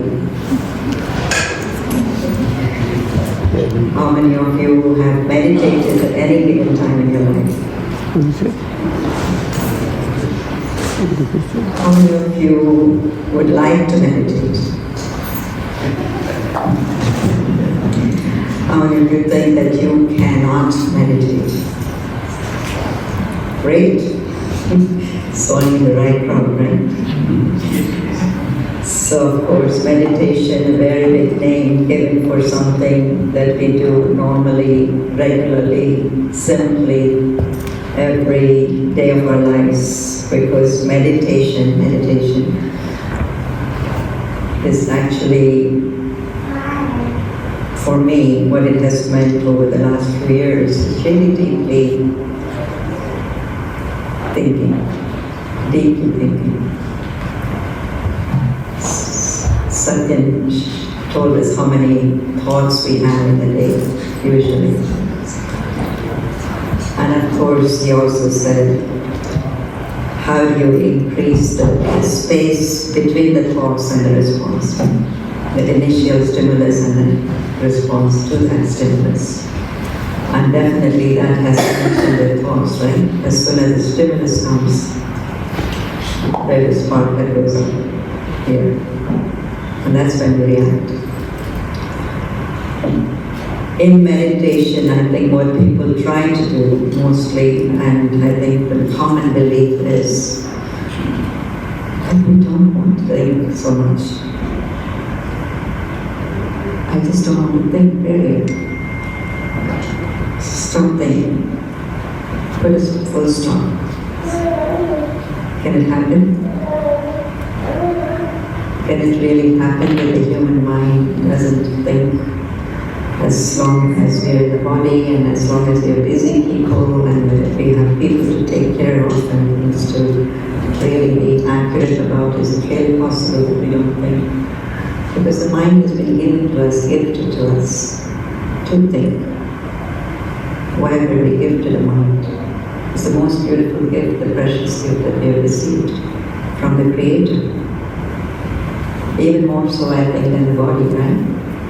Do you think so? The body is more important, valuable, or the mind is more important, valuable? Both. They're both valuable. Both. Of course. We've tried to take care of the body, but how much have we really taken care of the mind? And so we're not really trying to stop the mind from thinking, but we are definitely reducing the thoughts, the space between the thought to thought. That's what we are increasing. How do we do that? We tell the mind, go on slowly enough, or we're going uphill, you have to be in this air. How do we dictate, in other words? What is it that determines the speed of thoughts? What do you think? How do you control the speed of thoughts? What's your feel like? Deep breathing. Deep breathing. And what happens with deep breathing? What's really happening with deep breathing? Focusing on the breathing. Sorry? Focusing on the breathing. So focusing on the breathing, you're shifting the breathing from something that is so varied and different and so many things out there to something that's just single point. You can focus. Breathing. Very simply put, the quantity of thoughts, the speed of thoughts, is inversely proportional to the quality of thoughts. Quality of thoughts, like everything else in life. You increase the quantity, most of the times it reduces the quality, right? And not across the board, but most of the times. As soon as you increase the quality, you don't need so much. You can do with much less. In other words, good, nutritious food, healthy food. You don't have to consume a lot of it. It's the same thing with thoughts. That we try now not so much on reducing the quantity or the speed of thoughts, but our effort is really to improve the quality of thoughts. Some of it you heard, most of what you heard this afternoon was about that, the quality of thinking. Where do you get that quality from? You go out and look for it somewhere. Yes, you can go out on a nice vacation, you go out and meet nice people. All of that can be, yes, once in a while thing. But what can you do consistently, regularly, easily, that instantly your quality of thinking can improve? And that is meditation.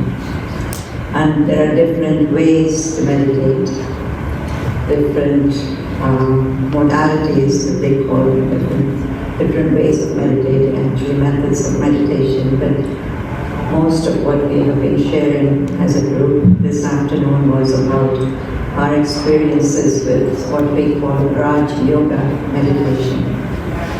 How many of you have heard Raj Yoga meditation?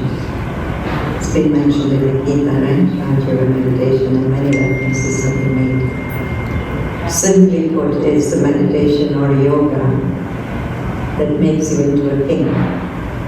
Raj Yoga. Yoga by itself has been interpreted in many different ways, but the most original meaning of yoga is connection. connection of the mind, which is purely spiritual. And from that spiritual connection emerges the physical energy to be able to be healthy, to be able to do the right things, to be able to have the right relationships, all of those things. The physical is a manifestation of the spiritual. And so in our ancient practices and traditions, the emphasis was always on the spiritual. So even though we have so much attention on the physical yoga today, and it is important, but the original yoga or meditation was really about the spiritual connection. And that really means improving the political thoughts, going back to your way of thinking originally about yourself, so to speak. I would ask you to show that first slide. Some of you might have seen something similar to this, and it has been mentioned, right? The mind is what? Like a horse. Why is it like a horse? Sometimes you say mind is like a monkey, some is like a horse, all different kinds of analogies. But why does the mind become like a monkey or a horse or whatever?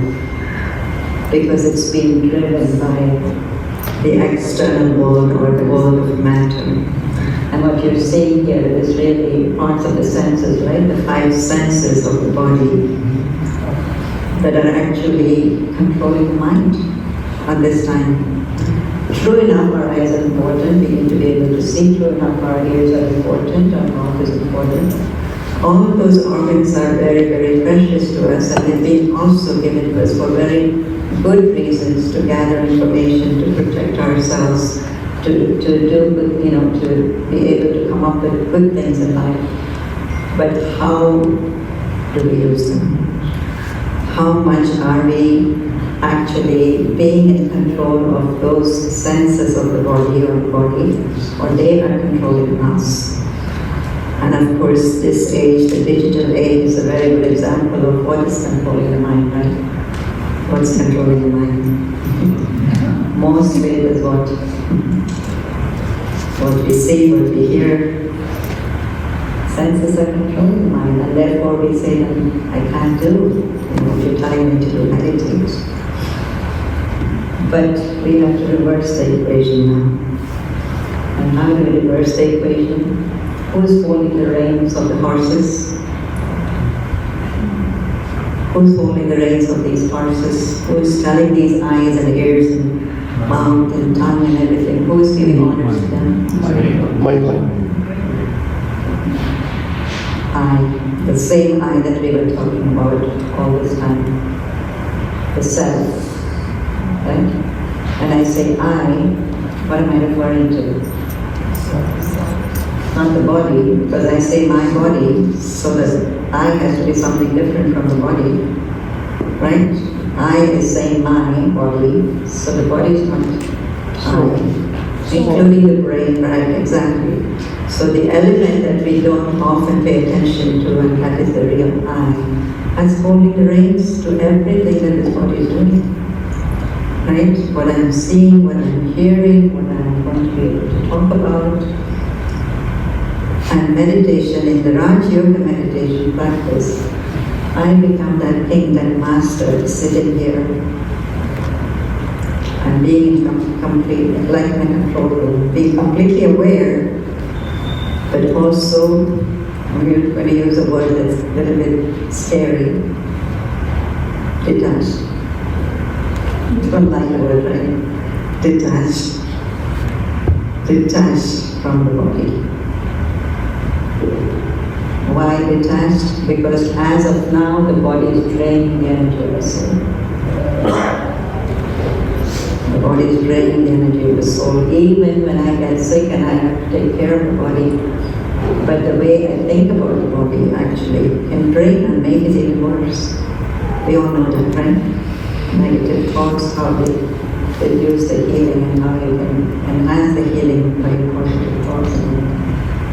So in this meditation, the first thing that we do is to completely recognize the separateness of the body and the soul, and to focus on the energy of the soul, which we beautifully heard before.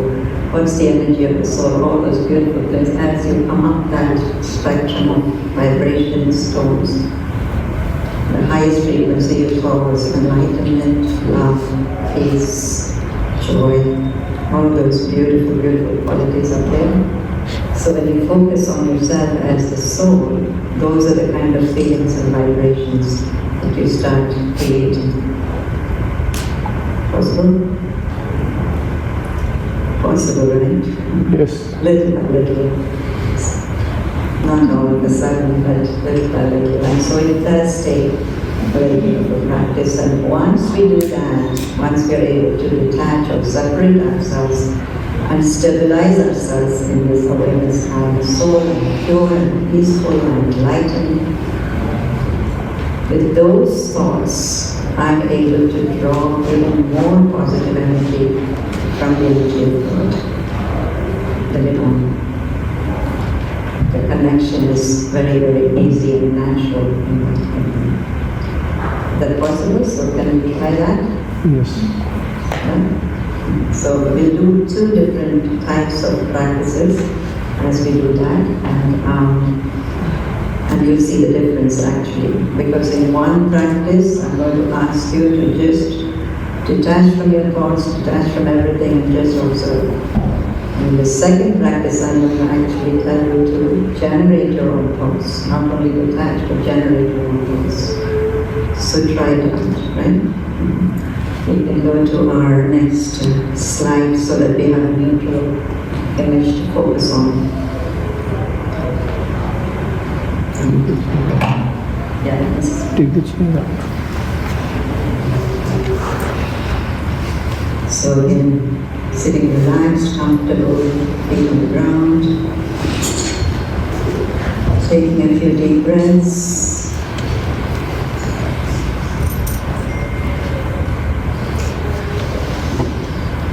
Focus on this one word, awareness. What are you aware of right now? Of course, what you're hearing, what the body feels like, perhaps what you're seeing up front in the screen. All of this is adding to your awareness.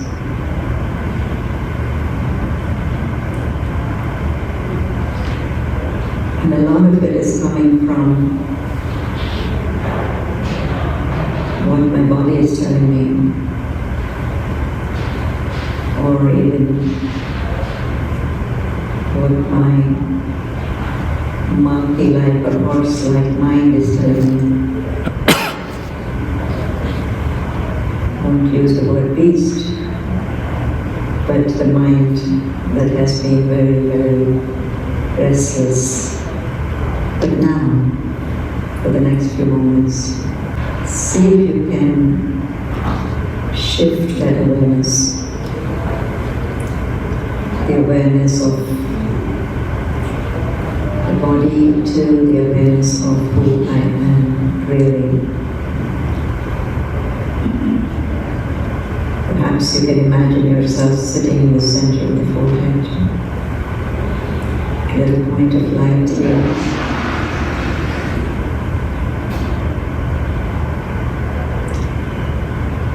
And perhaps you can imagine or see yourself as holding the reins of your sense organs.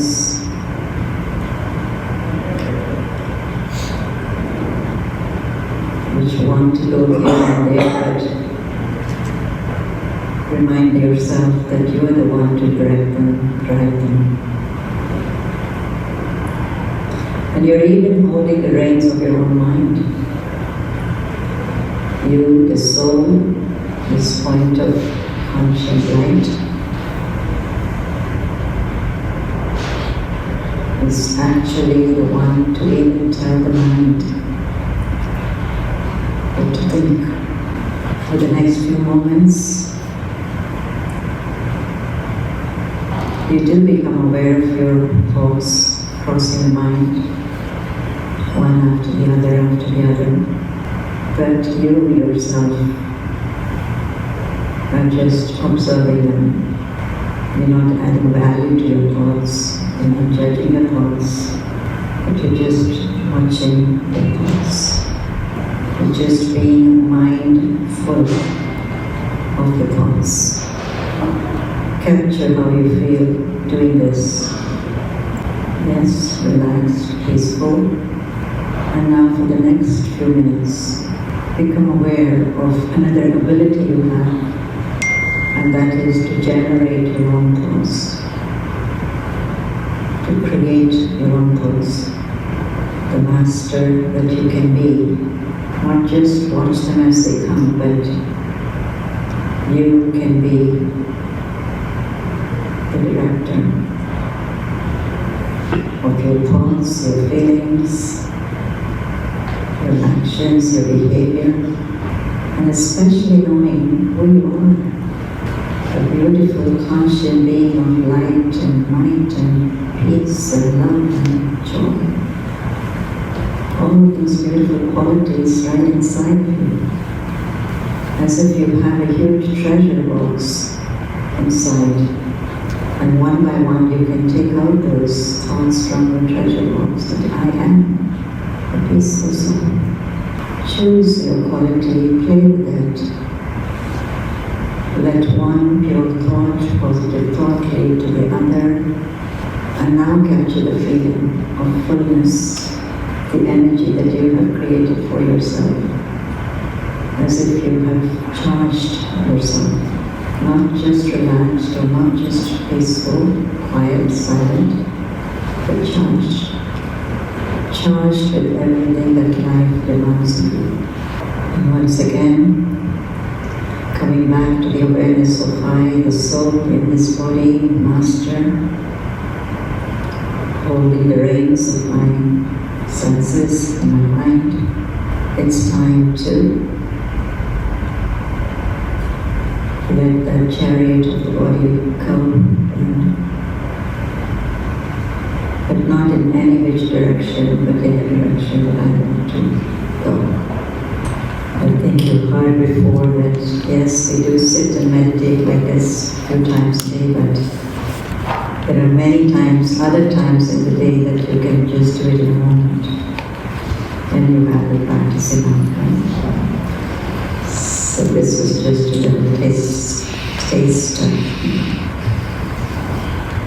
And we're doing next Q&A, or was this what's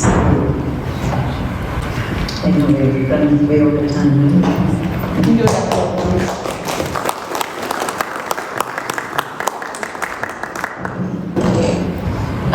we are running short on time because we started a little bit late and the agenda had to be moved.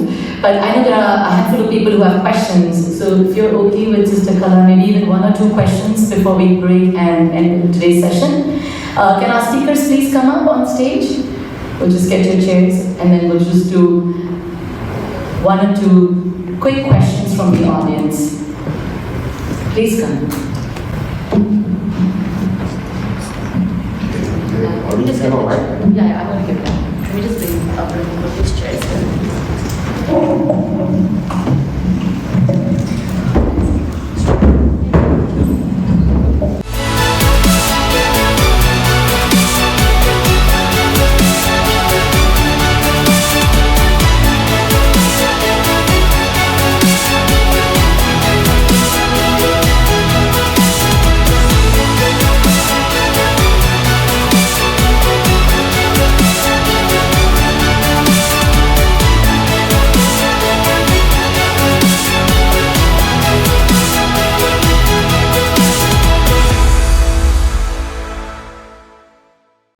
Brookhaven Heart, you are at the heart of everything we do.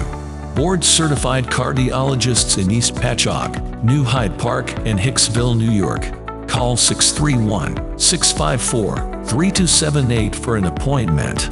Same-day appointments, evening hours, short wait times, affordable self-pay fees, quality care, state-of-the-art treatments, exceptional staff, informed patients, vein clinic, cardiac pedit services. Amazing and caring medical doctors to treat you well. Visit our offices located near you.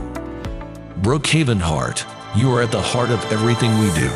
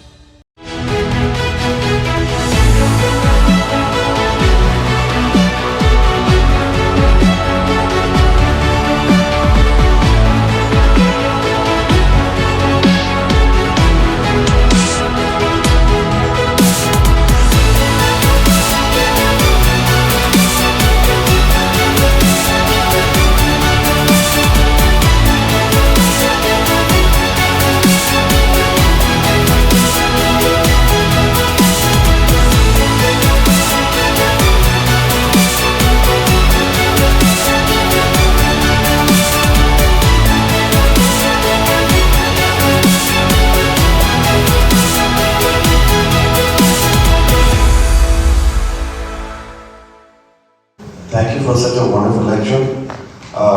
Sister, I had one question which you can answer. All the lectures had one denominator. And the denominator is spirituality and meditation. But do you believe that everybody, as a human being, a time comes when you become spiritual? I don't think it comes all of a sudden. So this is an answer I want you to answer. We do believe that, we are eternal and we have lifetimes. You I think of it in lifetimes, right? But yes, in terms of our consciousness, we start spiritual, but we lose that spiritual light, that vigor, that charge. And there does come a time when we realize that we've gone the wrong way and we don't have, this is not the right way to get what we really need. But that time can be different for everyone. But I also feel that spirituality, quote unquote, should be understood clearly.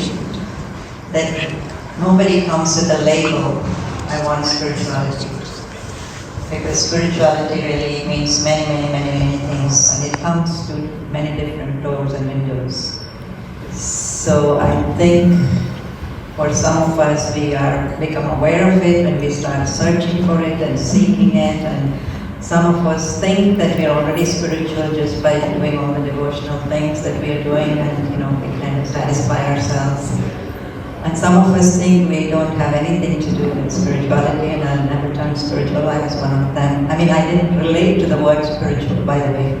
So I couldn't relate to the word spiritual for a long time because I thought I was doing everything. I was having my devotional time, and doing my puja, doing my little, reading of scriptures or whatever. So I thought that was enough spiritual. I didn't call it spiritual, but I thought that was enough. But for me, it came suddenly, right? I was not seeking, I was not looking for it. But the calling came very clearly as to what are the true values of life, who is the right source that I should turn to in terms of my, peace and happiness. Where should I get it from? It's not going to be from the books. It's not going to be from what I've been doing all this time. So it came like that. For other people, it comes in different ways. I think and each one of them, if you ask them, their story is different. And you're also right that for some, they're not ready to hear anything like this. But at the same time, I also feel that everyone is ready for what you've been talking about, ready to receive vibrations of peace. Everybody is ready to be listened to with love. Everybody is ready to take control of their life, for example. So the practical applications of spirituality, everybody is ready for. So if a few of us can demonstrate those practical applications to others, I think we can invite them into the doors of spirituality for their own practice. And I think that's what we've tried to do mostly, to share our experiences in terms of our life spirituality. And so, but we all start the same way. Namaste. Regarding your discussion, we learned about Raj Yoga meditation, which is described in Bhagavad Gita, Lord Krishna. Before that, in Vedic scripture, we find out the same process is called Agga Chakra meditation. Agga Chakra meditation. And in that context, I just make one comment. Three things we need. One is sound, another one is breathing, another one is swatic food. These things combination, otherwise everything goes mechanical. And last but not least, since you are medical professionals here, I would like you or anybody can explain to us why we meditate here. Shastra says there is a pineal gland here, half inch inside. So how the pineal gland works with our neurological system, physical and mental and hormone, if you can explain to us, that will be a scientific interpretation of our meditation. Two are controlling the whole body's metabolism and neurological they're system. close to both the nervous and the endocrine hormonal system. And the vibrations immediately reach, those two centers, the controlling centers, the regulating centers of the body. And I think, another reference that's been made in the Indian traditions is the idea of the third eye. Third eye.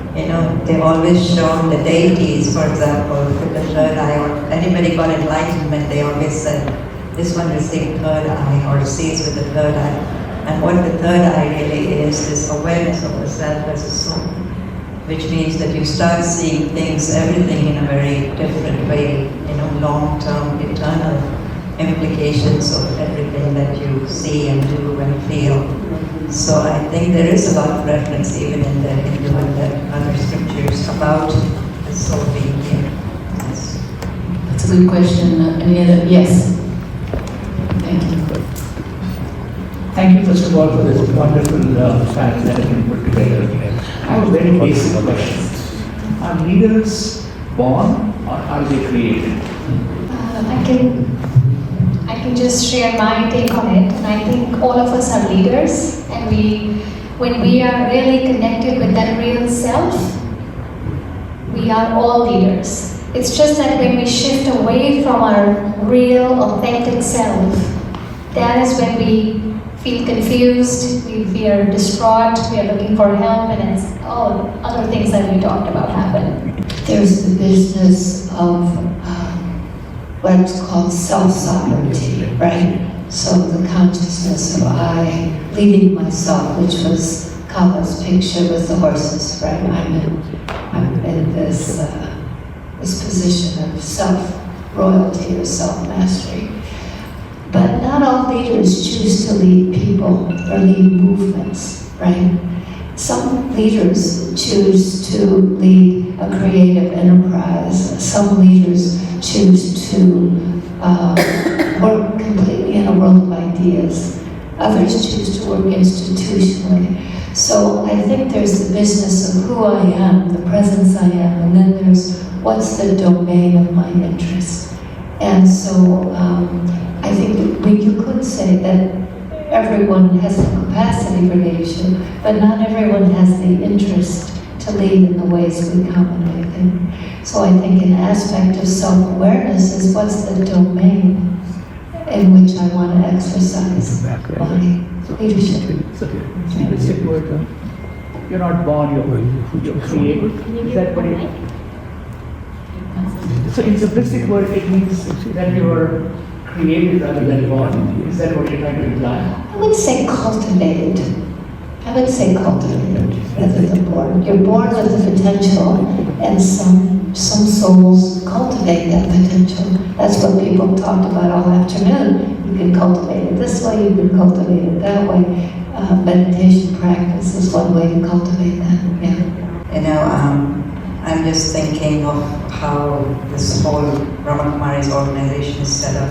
Of course, usually they have a leader leading the whole organization, right? Our founder, Brahma Baba, he, of course, initiated this organization. But then today, after so many years of his going away or leaving us, we have so many who we can really call leaders. So many of our elders and equals even sometimes. They all can lead because they have been working on themselves, Of course, they may not be able to lead a company, a firm, because they don't have the know-how, but in their own area, they can lead. Like, for example, in Peaceful, we have so many departments. One is a cleaning department. So if a person starts to clean and we see that this person cleans very well, we definitely give him a little more, and a little more responsibility, and a little more training and all of that. So I think we can all lead in small little areas of our life. And in that way, we bring our values to work. Not just the hands to work, but our heart and the head and the hands all go together. That's a real leader. So, first of all, thank you so much. It was really very enlightening session. So you must have seen reports for mental health in America, and especially as teenage. Over the last decade, the suicide rate has almost doubled, especially with the advent of social media. So the question is that, are these techniques enough to change the trend, or do we need something besides that? Because what I understand is meditation bringing the mind to a stillness, and then you are able to watch your thoughts, but unless they learn the life skills and what thoughts they should bring, is that equally important? Because what if you are meditating and you have thoughts which are bad and they are getting amplified? Because that keeps coming again and again with teenagers especially, but they're trying to do meditation, all they're getting is bad thought, they don't know how to replace it. So, it's very important, and you're probably seeing all these reports over the last 1 week that it has become a major, crisis in America, mental health. So any thoughts on that? Here, I also would like to put in as a representative of the consulate, and I deal with community. So we have a lot of youngsters, especially in the research, where they really derail. They don't know what they're doing. So some insight for them, like how they can cope up with the pressure, because it's really bad. My personal feeling is that both are needed. Like when somebody is very mentally unstable,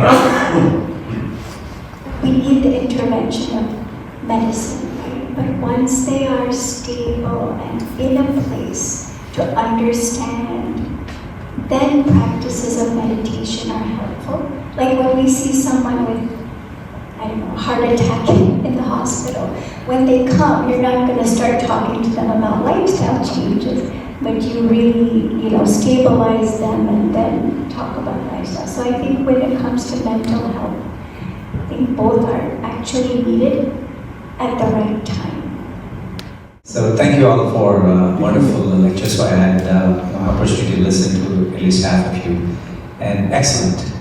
So definitely I'm a better leader now than 2 hours ago. And really impressive that we go through so many thoughts, 95,000 maybe nowadays. I'm going through 195,000 or something like that. I mean, you mentioned that the negative thoughts, you meditate, to make them positive and things like that. So what are the tips you can give us to make negative thoughts? I mean, everybody has a different way of coping with that, so that we appreciate it. Also, I have another question.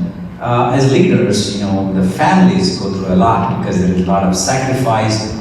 We spend a lot of time, going to different places, and that takes a lot of time from the family. And the family has questions all the time, like you're doing this, and we are questioned.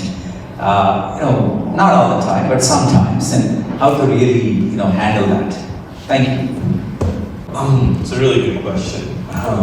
But I'll address the first part of what you were saying first in terms of the negative thoughts. And one of the things that I've learned through this spiritual knowledge, and one of the biggest issues I've had is dealing with different personalities and different personality types and different issues. And so one of the things I've learned is that we all have a certain level of a disease that we all come with. And that disease is a disease of ego. Right? And as doctors, when you're dealing with a disease, do you tend to get angry with it, or do you tend to be vindictive towards it, or are you compassionate towards it? Are you caring towards it? And that's something that I've inculcated when dealing with people, is that, okay, I'm dealing with this disease of ego. This ego has come from many lifetimes. It has, mixed in with their original qualities, and all of this negative thoughts that are coming at me for whatever from somebody is a result of this disease. And so can I cultivate a way to sort of see that disease? First I can be neutral with it, but then as I develop this meditative practice, can I be compassionate towards that disease? right? So it's just the way you shift, the way you look at something, that will make you then react in a certain way. And I think, like, you know, Sister Kala was saying, is that through the types of practices she was just demonstrating, that space between trigger and response gets bigger and bigger and bigger and bigger. And we can talk a lot about techniques, but it's just, this is something that you're going to have to cultivate, create, learn about, and then start to inculcate little practices in your life by 5 minutes, 10 minutes, 15 minutes, and you develop that muscle, and eventually you'll get into a state where you feel very natural.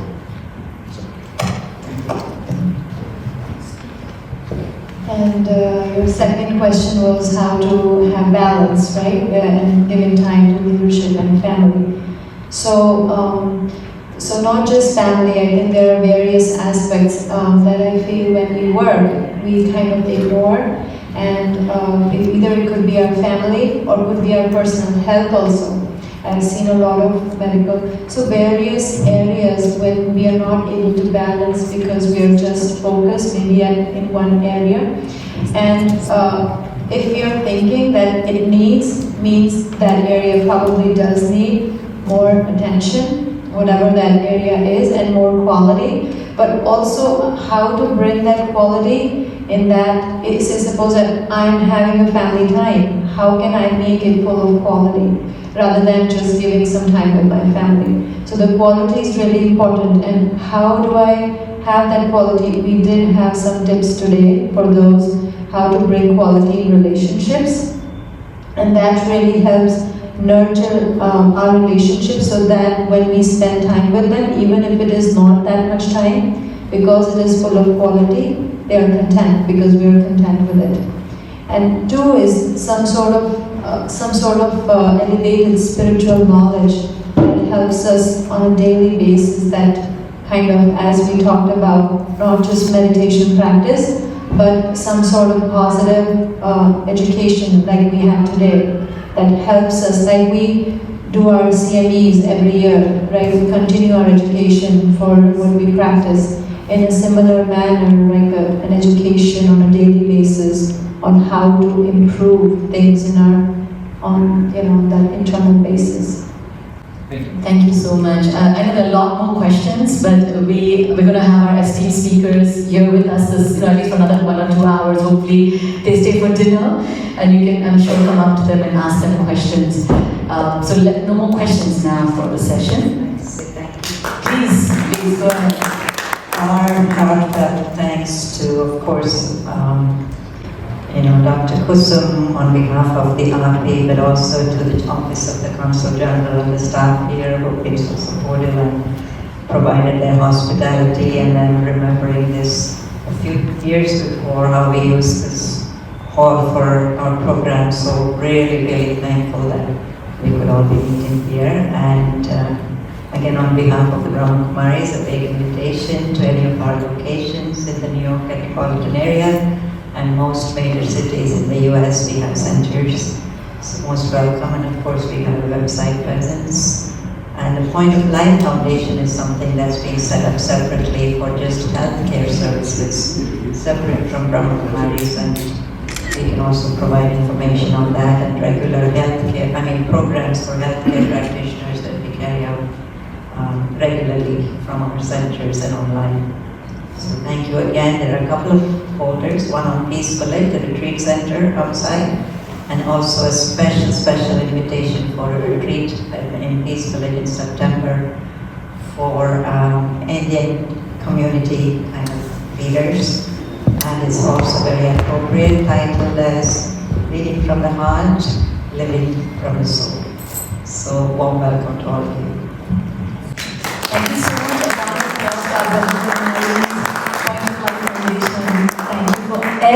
everything, for coming here, for doing this, and hopefully we keep bringing you back, right? We do have a little blessing for everyone. Can we Yes. you can just...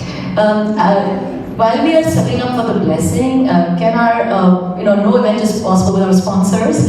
We just want to hear quickly from 2 of our sponsors. Is that okay? Real quick.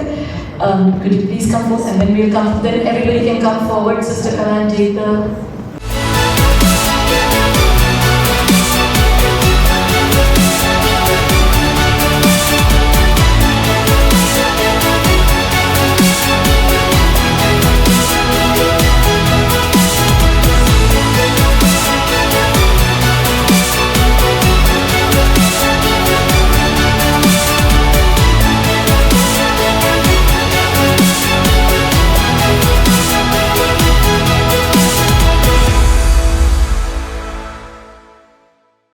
Brookhaven Heart, you are at the heart of everything we do. Board-certified cardiologists in East Patchogue, New Hyde Park, and Hicksville, New York. Call 631-654-3278 for an appointment. Same-day appointments, evening hours, short wait times, affordable self-pay fees, quality care, state-of-the-art treatments, exceptional staff, informed patients, vein clinic, cardiac pedit services. Amazing and caring medical doctors to treat you well. Visit our offices located near you. Brookhaven Heart, you are at the heart of everything we do.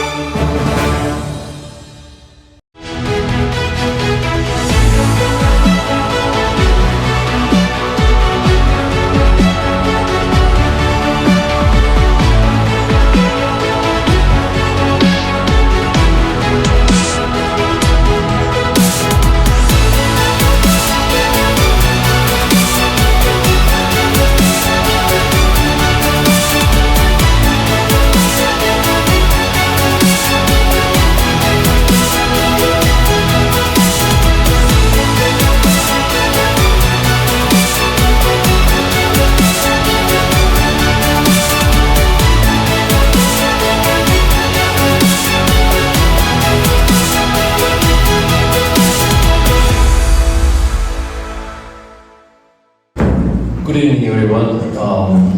My name is Raja Chandra. I'm the founder of Apple Billing and Credentialing. We do medical billing and credentialing. And thank you, Dr. Samadder and the leadership team. Amazing session. Thank you. And I'm going to give you a few words about my business. So what is leadership? Leadership is an accomplishment of a goal through the direction of human assistance. So this is what Harvard Business Review said, and before I come to the session, I was reading that. But let's keep that in the thought. We are going to come there. So I'm proud to say this is my 33rd AAPI sponsorship. Since 2019, I was in the AAPI family, like we have sponsored several programs.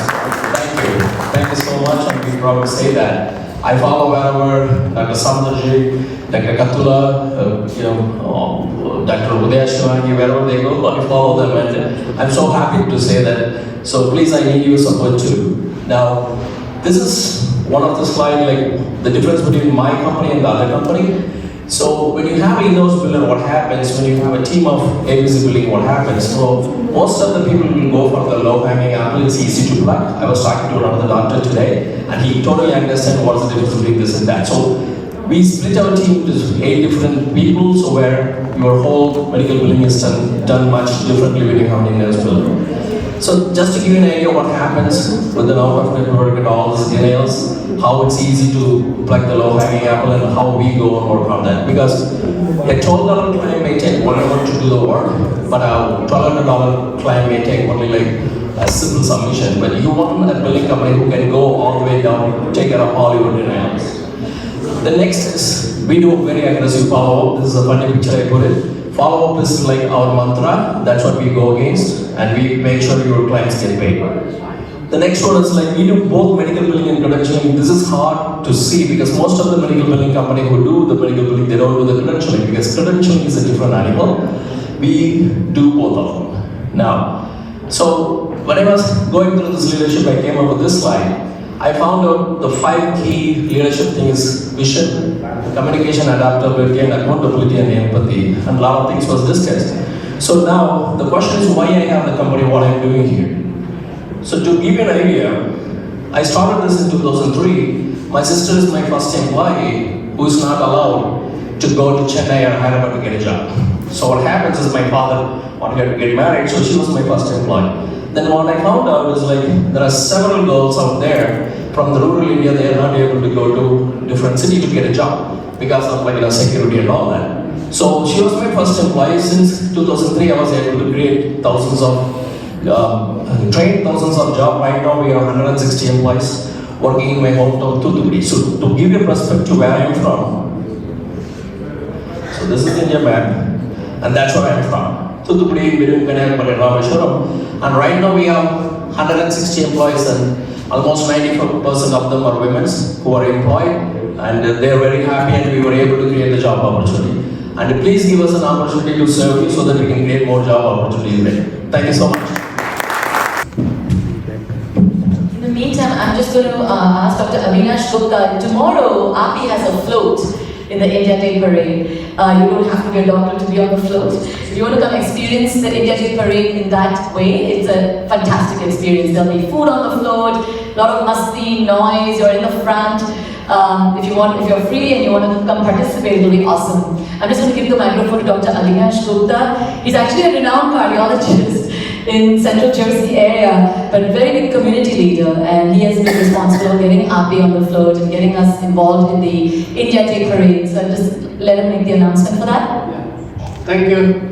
I am also the Executive Vice President of FIA, so I would like to give you some information about tomorrow's parade. The parade, the float people should assemble at 11:30 East 38th Street and Madison Avenue and see my Vice President Soubin Parikh for the float location.